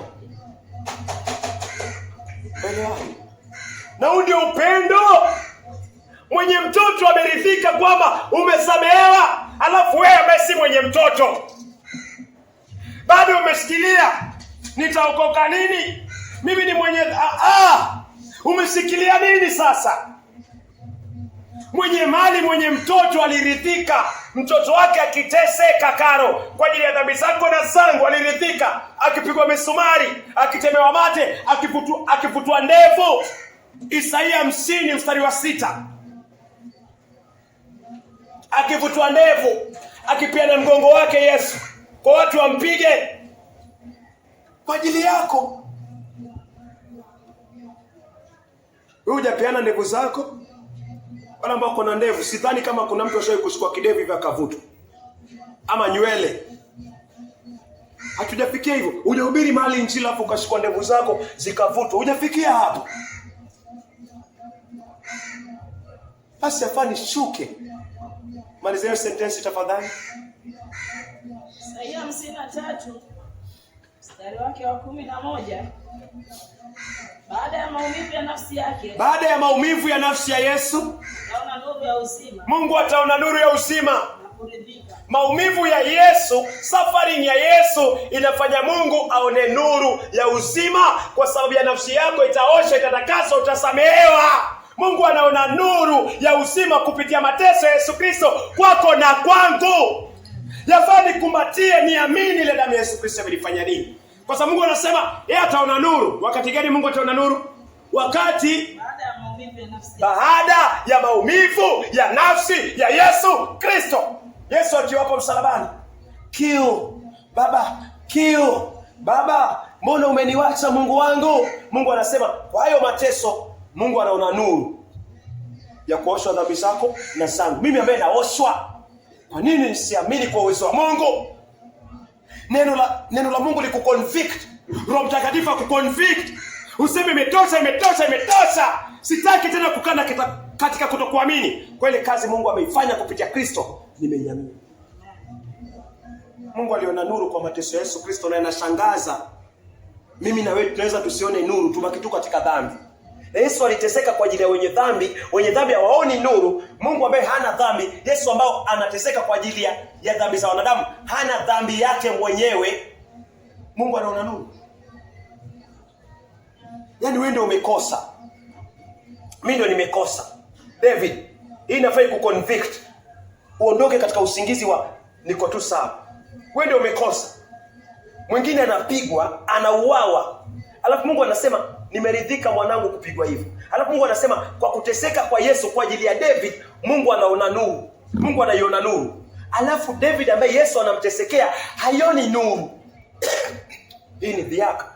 Baada ya maumivu ya nafsi yake, baada ya maumivu ya nafsi ya Yesu Kristo, ataona nuru ya uzima na kuridhika. Mungu ataona nuru ya uzima kwa mateso ya Yesu Kristo kwa ajili ya nafsi yako na yangu, na ataridhika. Ataridhikaje? Yesu akisema imekwisha, Mungu atasema imekwisha pia. Yaani dhambi zako na zangu mbele za Mungu zimeondolewa. Amen. Amina. Hiyo ndio kuridhika. Hiyo ndio kuridhika na kuanza maisha mapya. Maisha mapya. Zamalizia hiyo. Kwa maarifa yake mtumishi wangu mwenye haki. Kwa Isaya 53 mstari wake wa 11. Baada ya maumivu ya nafsi yake, baada ya maumivu ya nafsi yake, ataona nuru ya uzima. Mungu ataona nuru ya uzima Na kuridhika. Na kuridhika.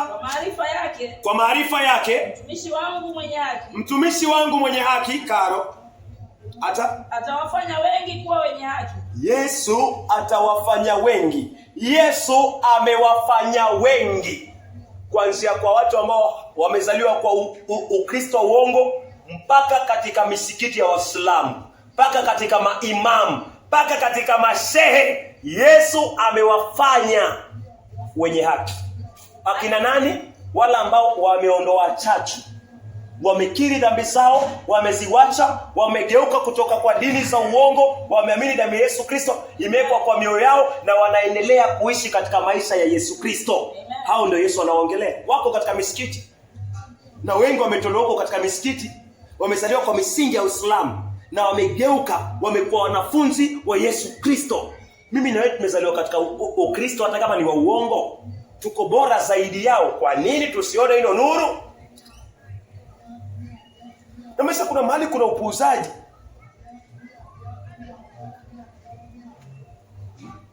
Ni sawa na uko shule unasoma na uko na mwenzako unasoma, wewe umetoka namba 2, yeye ametoka pia namba 2. Inamaanisha akili zenu ziko sawa. Alafu wewe yeye amefukuzwa kwa ajili ya school fee. Mwaka mzima hajakuja shule, mwaka mzima. Alafu amekuja ile kufanya mtihani. Hajakuja shule. Amekuja kufanya mtihani, wiki ya kufanya mtihani. Amekaa pale alilipia mtihani na hana pesa, amekaa. Yeye aje atoke namba 1, wewe utoke namba 10. Utakuwa unafanya mchezo. Hii ndio mchezo unaendelea. Muislamu ambaye amezaliwa kwa misingi ya mengine tofauti, misingi ya kumpinga hata Yesu, anakuja mpaka anaokolewa, anamwamini Yesu na anamwisha Yesu na anamtumikia Yesu Kristo. Na bado kuna watu ambao wamezaliwa katika misingi ya Yesu licha kwa si ya kweli, lakini bado hatapata wokovu wa kweli wakiwa pale na wakiingia jehanamu. Hii ni dhia. Sio fani jite mkutano niseme mimi nafanya nini tangu nianze kusikia Yesu Kristo. So David niyo namba 10. Sawa, anakuja namba 1. Imam, shehe wameshika mafundisho hivi, wanafundisha watu kwenda kinyume na Yesu Kristo. Wanakuja wanaweka chini vitabu, wanasema Yesu ni Bwana na wanamtumikia Yesu mpaka leo. Na wewe je?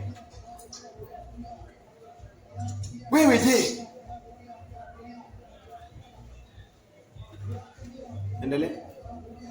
Mwenye haki wangu atafanya wengi kuwa wenye haki. Isaya 53 mstari wake ni wa 11. Baada ya maumivu ya nafsi yake ataona nuru ya uzima na kuridhika. Kwa maarifa yake mtumishi wangu mwenye haki atawafanya wengi kuwa wenye haki, naye atayachukua maovu yao. Yesu mwanakondoo anaenda msalabani, amechukua maovu yako na yangu. Mwanakondoo huko alikuwa akichinjwa, damu ilikuwa inapaka kwa mlango. Yesu anaenda anachukua msalaba, anapaka damu yake kwa mlango, msalaba. Anapaka damu kwa mlango. Salama. Kondoo alipaka damu kwa msalaba. Huyu kondoo wa Pasaka pia anapaka damu kwa nini? Kwa msalaba. Alipaka kwa mlango. Mlango inatokana na mbao. Na hapa Yesu pia anapaka damu yake kwa mbao. Ili dhambi zako ziondoke, zangu ziondoke, kwa mti. Zako ziondoke, zangu ziondoke. Na paki tu kwa mti. Anakwambia sasa kwa imani uamini damu yake ipakwe kwa mlango ambao ni moyo. Hiyo ndio Pasaka. Isaya 50 mstari wa 6.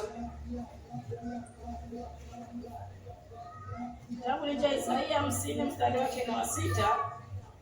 Niwapa mgongo wangu wale wanipigao. Yesu anasema aliwapa mgongo wake wale ambao walikuwa wanampiga. Alichapwa kwa Pilato, alichapwa kwa Herode. Aliwapa mgongo. Pigeni kwa ajili ya dhambi za David zimekuwa hapo kwa mgongo wa Yesu Kristo na zangu na zako. Yesu alijitwika dhambi zetu. Alichukua dhambi zetu akazibeba, akawapatia mgongo. Pigeni dhambi za David kwa mgongo wa Yesu Kristo. Mungu akawa anapiga dhambi za David kwa mgongo wa Yesu Kristo. So dhambi zako zilipigwa kwa mgongo wa Yesu Kristo, zikaoshwa. Inafaa uamini nini? Inafaa uamini kama. Niliwapa mgongo wangu wale wanipigao. Mashavu yangu wale wang'oao ndevu zangu. Mashavu yangu wale wang'oao ndevu zake. Ndevu za Yesu ziliputwa, ziling'olewa. Sikuficha uso wangu. Yesu hakuficha uso wake. Kutokana na fedhea. Kutokana na fedhea. Na kutemewa mate. Mate alitemewa.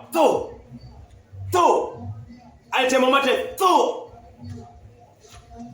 Ndevu zimevutwa, damu zimetoka kila mahali. Yesu aliharibiwa uso vibaya sana kiasi kwamba ungemwona Yesu ungeweza kumtambua. Maana hakuna mtu duniani alikuwa amewahi kupigwa kama Yesu Kristo. Maandiko inasema kwamba hakuwa na chochote cha kupendeza. Kila mmoja alipomuona alimdharau kwa sababu vile alivyopigwa. Hii kipigo yote bado niwe kwa dhambi, bado niwe kwa kutokuamini. Ndio maana Mungu alikuwa tu anapitisha upanga wakati wa Passover. Anapitisha upanga kwa watoto ambao hawana damu, wazaliwa wa kwanza. Atapitisha upanga mkubwa sana. Upanga utakuwa wa milele. Karo, kimbia upanga David. Acha tuangalie sehemu ya mwisho, ile time ambayo huyu kondoo alikuwa anachinjwa. Alafu tuangalie hiyo time ambayo Yesu Kristo alichinjwa. Exodus 12.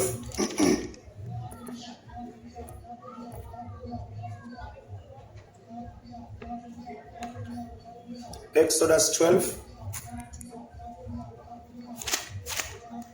Unaweza angalia 6, angalia 5 na 6. Exodus 12 kutoka 12, 5 na 6. Kutoka 12 mstari wake ni 5. Wanyama mtakaowachagua lazima wawe wa kiume wa umri wa mwaka mmoja, wasiokuwa na dosari. Wanyama mtakaowachagua lazima wawe wa kiume. Yesu alikuwa wa kiume, umri wa mwaka mmoja, wasiokuwa na dosari. Yesu hakuwa na dosari. Mwaweza kuwachukua kati ya kondoo au mbuzi. Yesu ni kondoo. Next. Wa Mungu.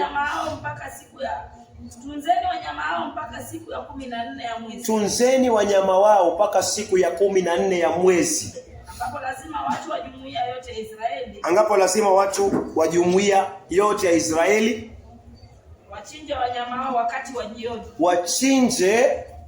wao wakati wa jioni.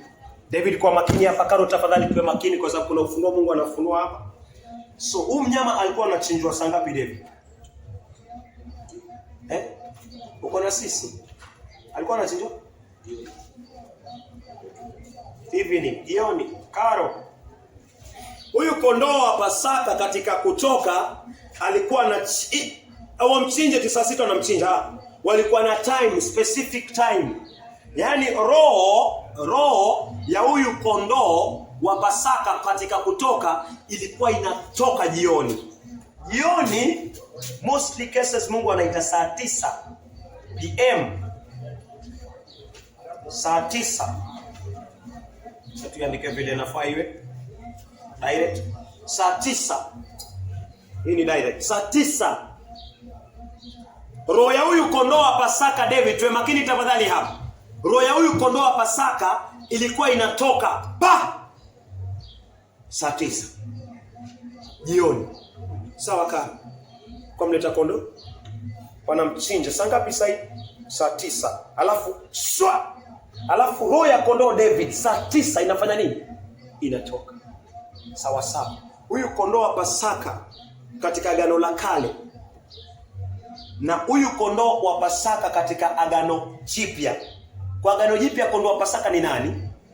Yesu Kristo. So roho ya Yesu inafaa itoke saa ngapi? Itoke? Saa 9. Inafaa itoke? Yeah.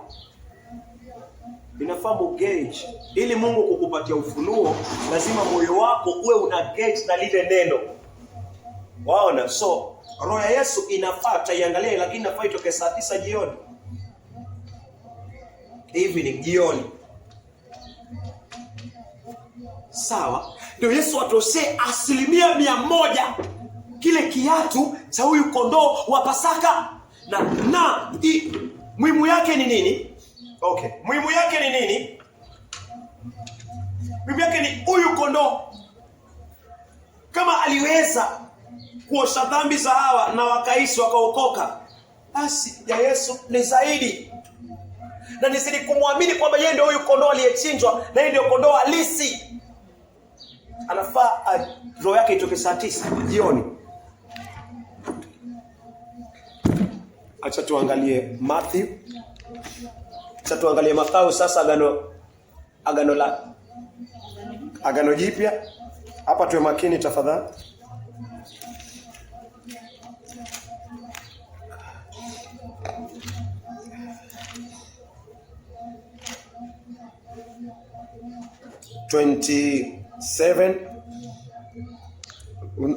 Unaweza kuanza 44.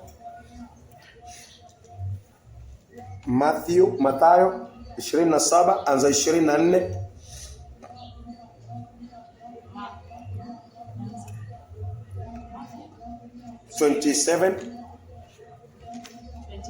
Anza 40. Tunaongea kuhusiana 40. Nimesema 20? Samani. Anza 40 kwanza. Mathayo 27 mstari wake wa 40 na kusema, wewe ambaye utalivunja hekalu na kulijenga hospitali, jiokoe mwenyewe basi. Kama wewe ni mwana wa Mungu, shuka kutoka msalabani. So walikuwa wanamuongelesha nani? Yesu Kristo. Yesu Kristo. Sawa sawa, unaweza kusoma sasa 45. Mathayo 27 mstari wake wa 45. Tangu saa 6 hadi saa 9. Tangu saa 6. Tangu saa 6. Saa 6 hadi saa 9. Saa 9. Giza lilifunika nchi yote. Giza lilifunika nchi yote. Ilipofika saa 9. Ilipofika saa 9. Yesu akapaza sauti akalia. Yesu akapaza sauti akalia. Eloi, Eloi. Eloi, Eloi. Lama sabachthani. Lama sabachthani. Lama sabachthani. Lama sabachthani. Maana yake Mungu wangu, Mungu wangu. Mungu wangu, Mungu wangu. Mbona umeniwacha? Mbona umeniwacha?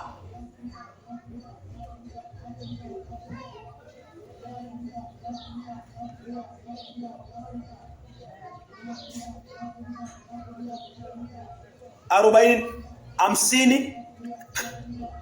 Katika saa 9 hiyo hiyo 50. Mathayo 27 mstari wake wa 50. Yesu alipolia tena kwa sauti kuu. Yesu alipolia tena kwa sauti kuu. Akaitoa roho yake. Akaitoa roho yake. Amen. Saa ngapi? Saa 9. Yesu akatoa roho yake. Maandiko yakakamilika. Pazia yalikuwa kwa hekalu.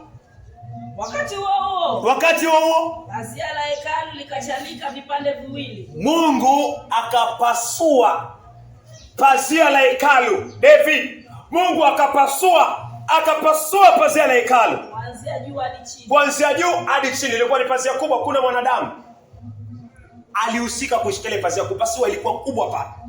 Mungu alihusika kufanya nini? Kuipasua ile pazia. Kwa sababu gani? Yesu Kristo, kondoo wa Pasaka, ametoa roho yake, na deni lako la dhambi na langu la dhambi limelipwa. Amen. Dunia ikatetemeka. Na miamba ikapasuka. Hiki ni kifo cha kawaida? Hapana. Askari alikuwa pale, alishuka chini, akasema hakika huyu ni mwana wa Mungu. Akaokoka. Akaokoka. Alisema hakika huyu ni Kristo. Huyu ni mwana wa Mungu. Na imani ya huyu askari ikawa direct kwa Yesu Kristo, na huyu askari akaokoka. Maskari na mioyo migumu wanaenda training ngumu. Na moyo wake ulivunjwa into pieces, akamwamini Yesu Kristo na akaokoka.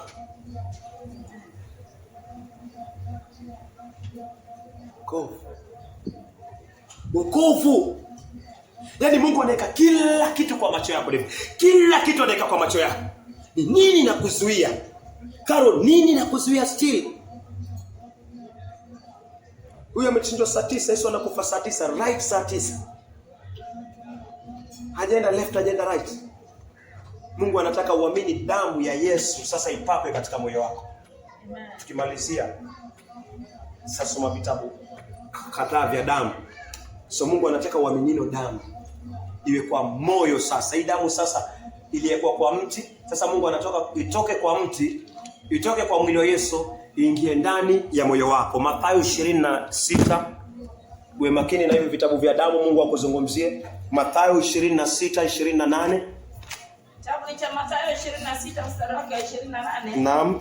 Hii ndio damu yangu ya agano. Yesu anasema hii ndio damu yangu ya agano, Mwagikayo kwa ajili ya wengi. Imwagikayo kwa ajili ya wengi. Ondoleo la dhambi. Kwa ondoleo la dhambi. Damu ya Yesu ilimwagika, dhambi zako ziondolewe.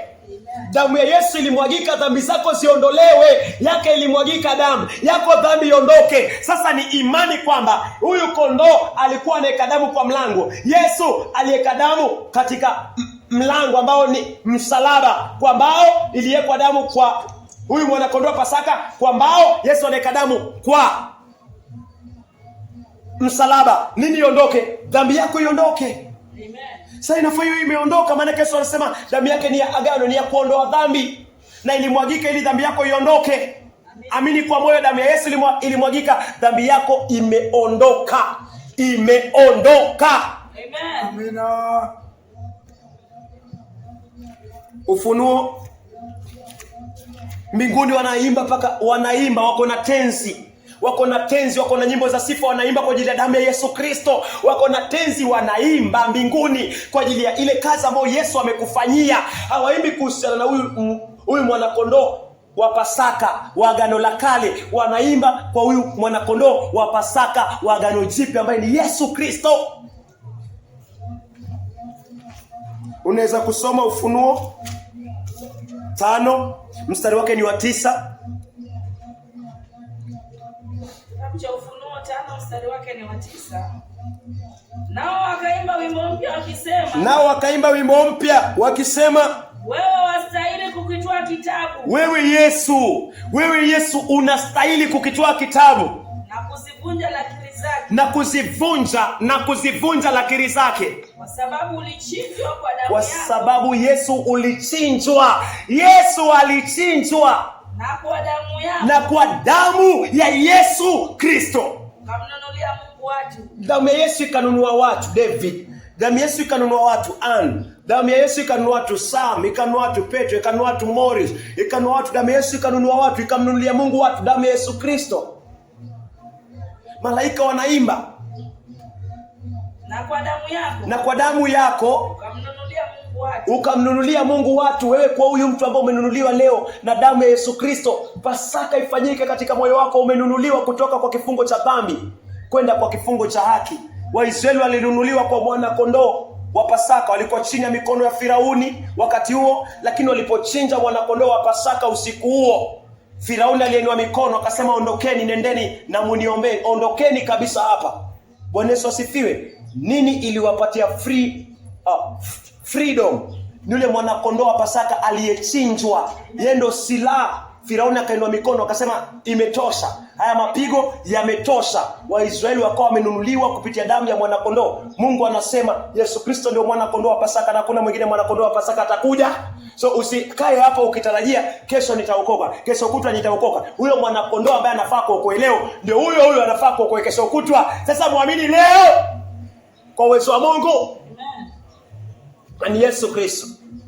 Nao wakaimba wimbo mpya wakisema, wewe unastahili kukitwaa kitabu. Wewe Yesu unastahili kukitwaa kitabu na kuzivunja lakiri zake. Kwa sababu ulichinjwa. Yesu ulichinjwa.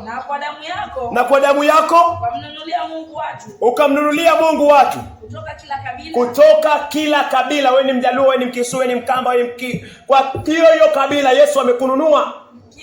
Kila lugha, kila jamaa na kila taifa. Yesu amenunua. Ufunuo 1 mstari wa 5. Ufunuo 1 mstari wake wa 5. na kutoka kwa Yesu Kristo, na kutoka kwa Yesu Kristo, ambaye ni yule shahidi mwaminifu, ambaye ni yule shahidi mwaminifu, mzaliwa wa kwanza kutoka kwa wafu, mzaliwa wa kwanza. Yesu ni mzaliwa wa kwanza kutoka kwa wafu, mtawala wa wafalme wa dunia, mtawala wa wafalme wa dunia. Kwake yeye Yesu Kristo anayetupenda, ambaye ametuweka. Yesu ametutoa kwa Firauni, kama vile kondoo aliwatoa watu wa kutoka kwa Firauni kupitia nguvu za Mungu. Aliwatoa kwa Firauni. Huyu kondoo wa Pasaka aliwatoa kwa Firauni. Maandiko yanasema Yesu pia ametuweka huru kutoka dhambi zetu kwa damu yake mwenyewe. Damu yake mwenyewe. So huru kwa damu ya Yesu Kristo, na hiyo ndio Pasaka. Kutuweka huru. Maandiko mengine yanasema ametuosha. Yaani ameosha dhambi zako zote, Karo. Yesu kwa damu yake mwenyewe. Nini nyingine inazuia? Nini inazuia hii furaha isiingie tu katika hii imani, isiingie katika moyo? Furaha ingie na assurance kwamba nimeamini, nimeelewa. Nini inazuia hapa? Maana mimi mwenyewe naona, mimi mwenyewe nasikia naokoka, na wewe pia ambaye pia umeokoka, najua unasikia unaokoka. Ni nini iko ngumu hapo?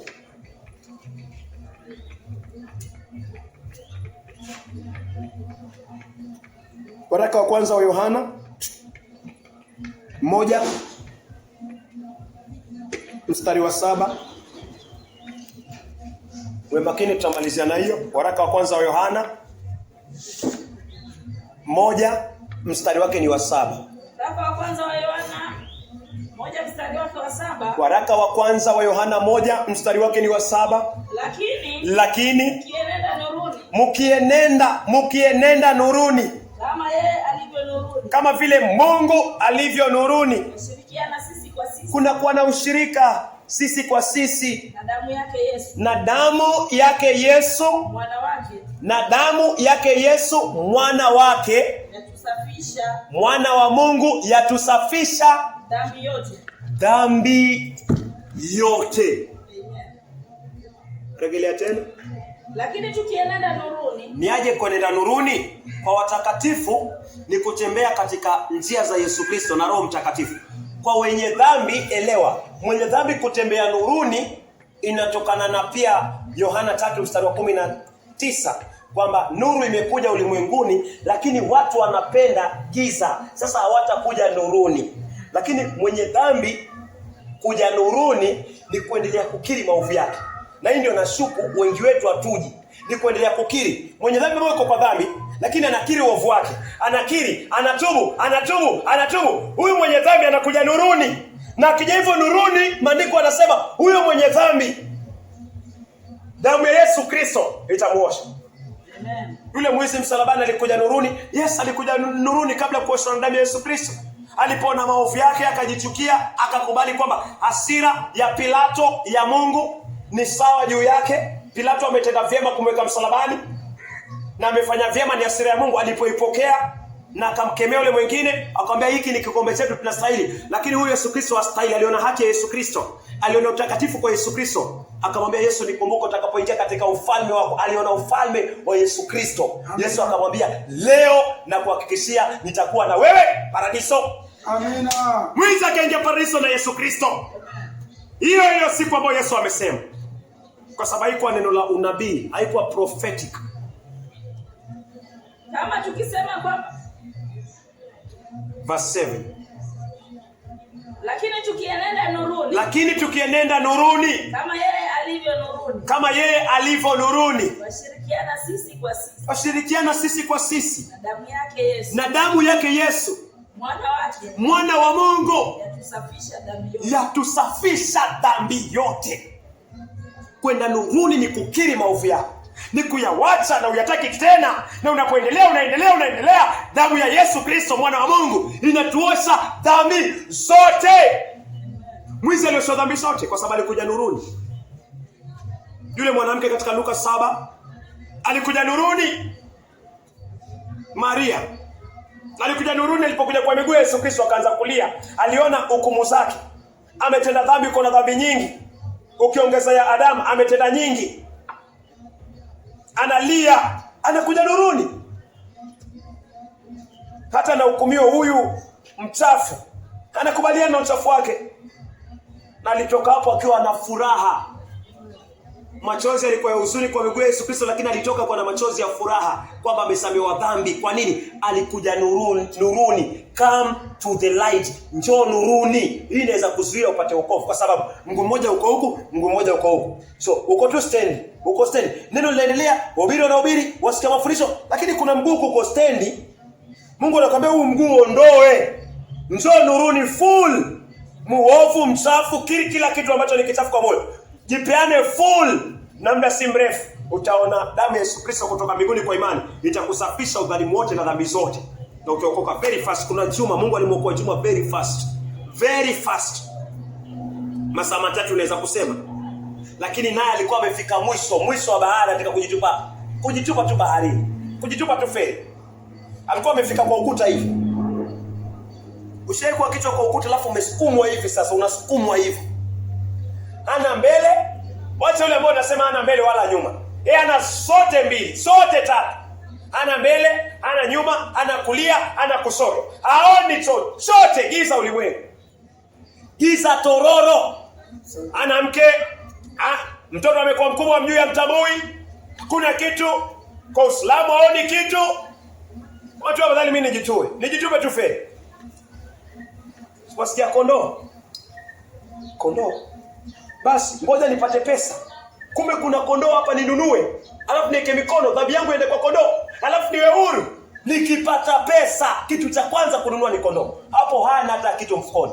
Lakini nafikiri nikipata tu pesa, hata fikiri kula, hata fikiri mahitaji. Anasema nikipata pesa nataka kondoo, nimnunue. Alafu nimlete, nifanye ibada, dhambi zangu zitoke nisamehe. Alafu Roho Mungu anamwambia kwa maandiko, Mungu ashakutolea kondoo. Anashtuka. Kivipi?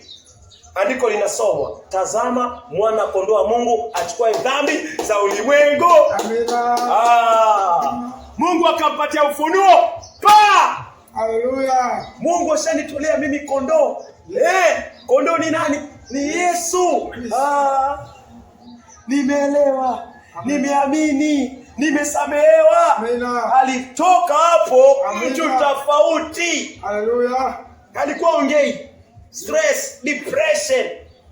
Lakini anaweza kuongea na mtu akasema, akawasalimia wengine kwa Kigiriama, Bwana Yesu asifiwe. Amina. Juma wa jana si Juma wa leo. Kitu kama hiyo. Mtu nini imefanyika katika moyo wake?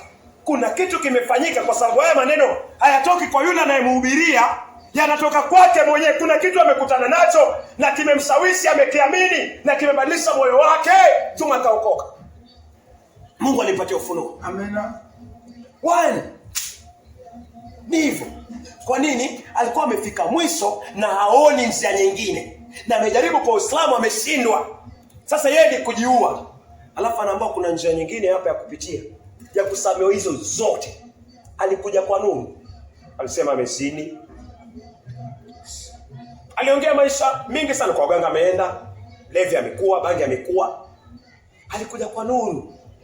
Na kumbe ukija kwa nuru, maandiko hayadanganyi. Damu ya mwana wa Mungu, hautajua itakuja vipi. Lakini wewe njoo tu kwa nuru. Alafu damu ya Yesu Kristo itatimiza, itakuosha na utaokoka. Bwana Yesu asifiwe. Amina. So hivyo ndio Pasaka Yesu anaikamilisha ndani ya mioyo yetu. Vile vile huku kwa Agano la Kale ilikuwa, tumeona katika utaratibu, tumeona mwana kondoo, mwanaume bila dosari. Yesu ndio mwana kondoo, mwanaume bila dosari. Tumeona mwana kondoo wa Pasaka, tumeona Yesu mwana kondoo wa Pasaka. Tumeona chachu ilikuwa inaondolewa. Tukaona chachu ni nini kwa Wakorintho wa kwanza 5 mstari wa kwanza hadi 6. Tukaona wanaambiwa mpaka 7 wanaambiwa waondoe chachu, waondoe uzinzi, waondoe maovu. So lazima utubu, uondoe mpaka kutokuamini. Ndio hino damu ya mwana kondoo iwekwe katika mimo na vizingiti vya mlango. Tukaona damu ya mwana kondoo iwekwe kwa mlango ambao tunaona Yesu Kristo anaika damu yake kwa mbao ili uamini dhambi zako ziondolewe. Tukaona damu ya Abel ilikuwa inaongea, lakini ya Yesu Kristo inaongea mema. So damu ya huyu kondoo ilikuwa inaongea kwa nini? Wamepata ondoleo la dhambi hawa ni wasafi. Malaika anapita, upanga wa Mungu unafanya nini? Unapita. Hukumu ya Mungu inafanya nini? Inapita juu yao. Wanaishi, mzaliwa wa kwanza anaishi, analala kwa sababu ya damu inazungumza na malaika tukaona wanatambua damu ya Yesu Kristo. Kama waliweza kuitambua damu ya kondoo wa Pasaka, watashindaje kutambua damu ya yule ambao wameumbwa, wa muumba wao? Hawawezi kukosa kuitambua. So Yesu anakuwa picha halisi, sura halisi, sura original ya huyu hapo. Walitolewa kwa Firauni, Mungu anakuambia toka kwa shetani kupitia damu ya Yesu Kristo. Yesu ametununua, Yesu amekununua. So ni personal sasa ya kile unachokisikia. Alichinjwa saa ngapi? Saa 9. Roho ya mwana kondoo ilitoka saa 9. Dhambi za Israeli zikasamehewa. Roho ya Yesu Kristo inatoka saa 9. Dhambi zako zinasamehewa. Kwa jina la Yesu Kristo, Mungu akupatie imani. Tuamini. Mungu wa Abrahamu, wa Isaka na Yakobo, uliyeziumba mbingu na hata nchi, wa Abrahamu, Mungu ni mwaminifu. Kupitia neno lako Bwana tumelishiriki, si kwa nguvu zetu lakini kwa uwezo wako Bwana, kwa uwezo wa Roho Mtakatifu. Mungu tunazidi kushuka chini tukikwambia tafadhali Bwana, tafadhali Mungu saidia Bwana, patiana imani kutoka mbinguni, patiana ufunuo kutoka mbinguni, saidia kila chachi kapate kuondolewa Bwana katika mioyo ya watoto wako mali hapa. Ni ushirika uliouchagua Bwana, tunashaka na hilo Bwana.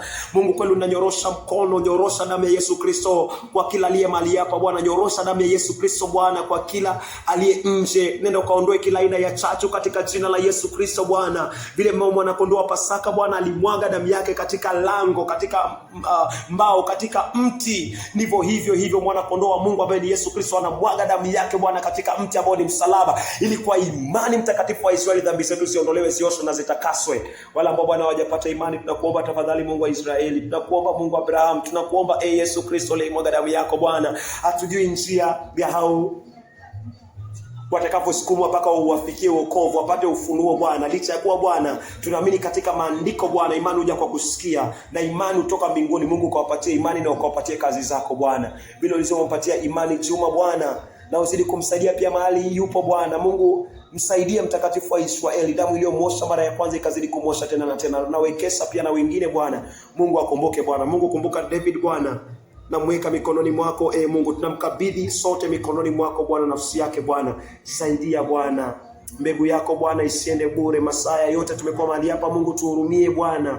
Wacha ikazae wokovu kwa moyo wa David katika jina la Yesu Kristo. Wacha ikazae wokovu kwa moyo wa Shadrach, Joshua na hata Benjamin kwa jina la Yesu Kristo. Wacha ikazae Bwana wokovu katika moyo wa Karo Bwana, mioyo ya wale wote ambao wako Tanzania Bwana, ambao hawajapata msamaha wa dhambi Bwana, hawajapata toba. Nenda ukaondoe kila chachu Bwana iliyoko katika mioyo ya Watanzania Bwana.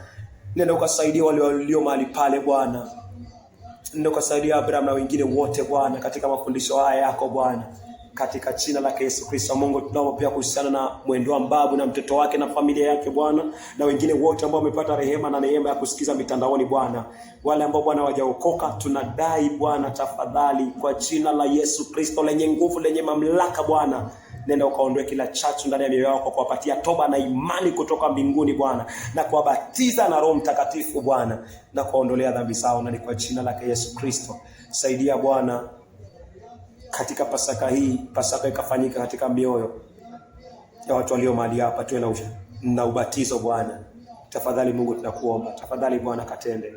Tafadhali Mungu ondosha kila aina ya uovu, makosa na uasi yaliyo hata ndani yetu Bwana, yaliyo among us Bwana, kila error Bwana, kila fault Bwana, nenda ukaioshe kila upuuzaji Bwana ambao inaweza kuzuia kazi yako, kila kukubaliana katika umoja Bwana ambao inaweza kuzuia, nenda ukaondoe Bwana kila aina ya filthiness Mungu, ili donge lako lizidi kuwa safi na safi na safi zaidi na takatifu.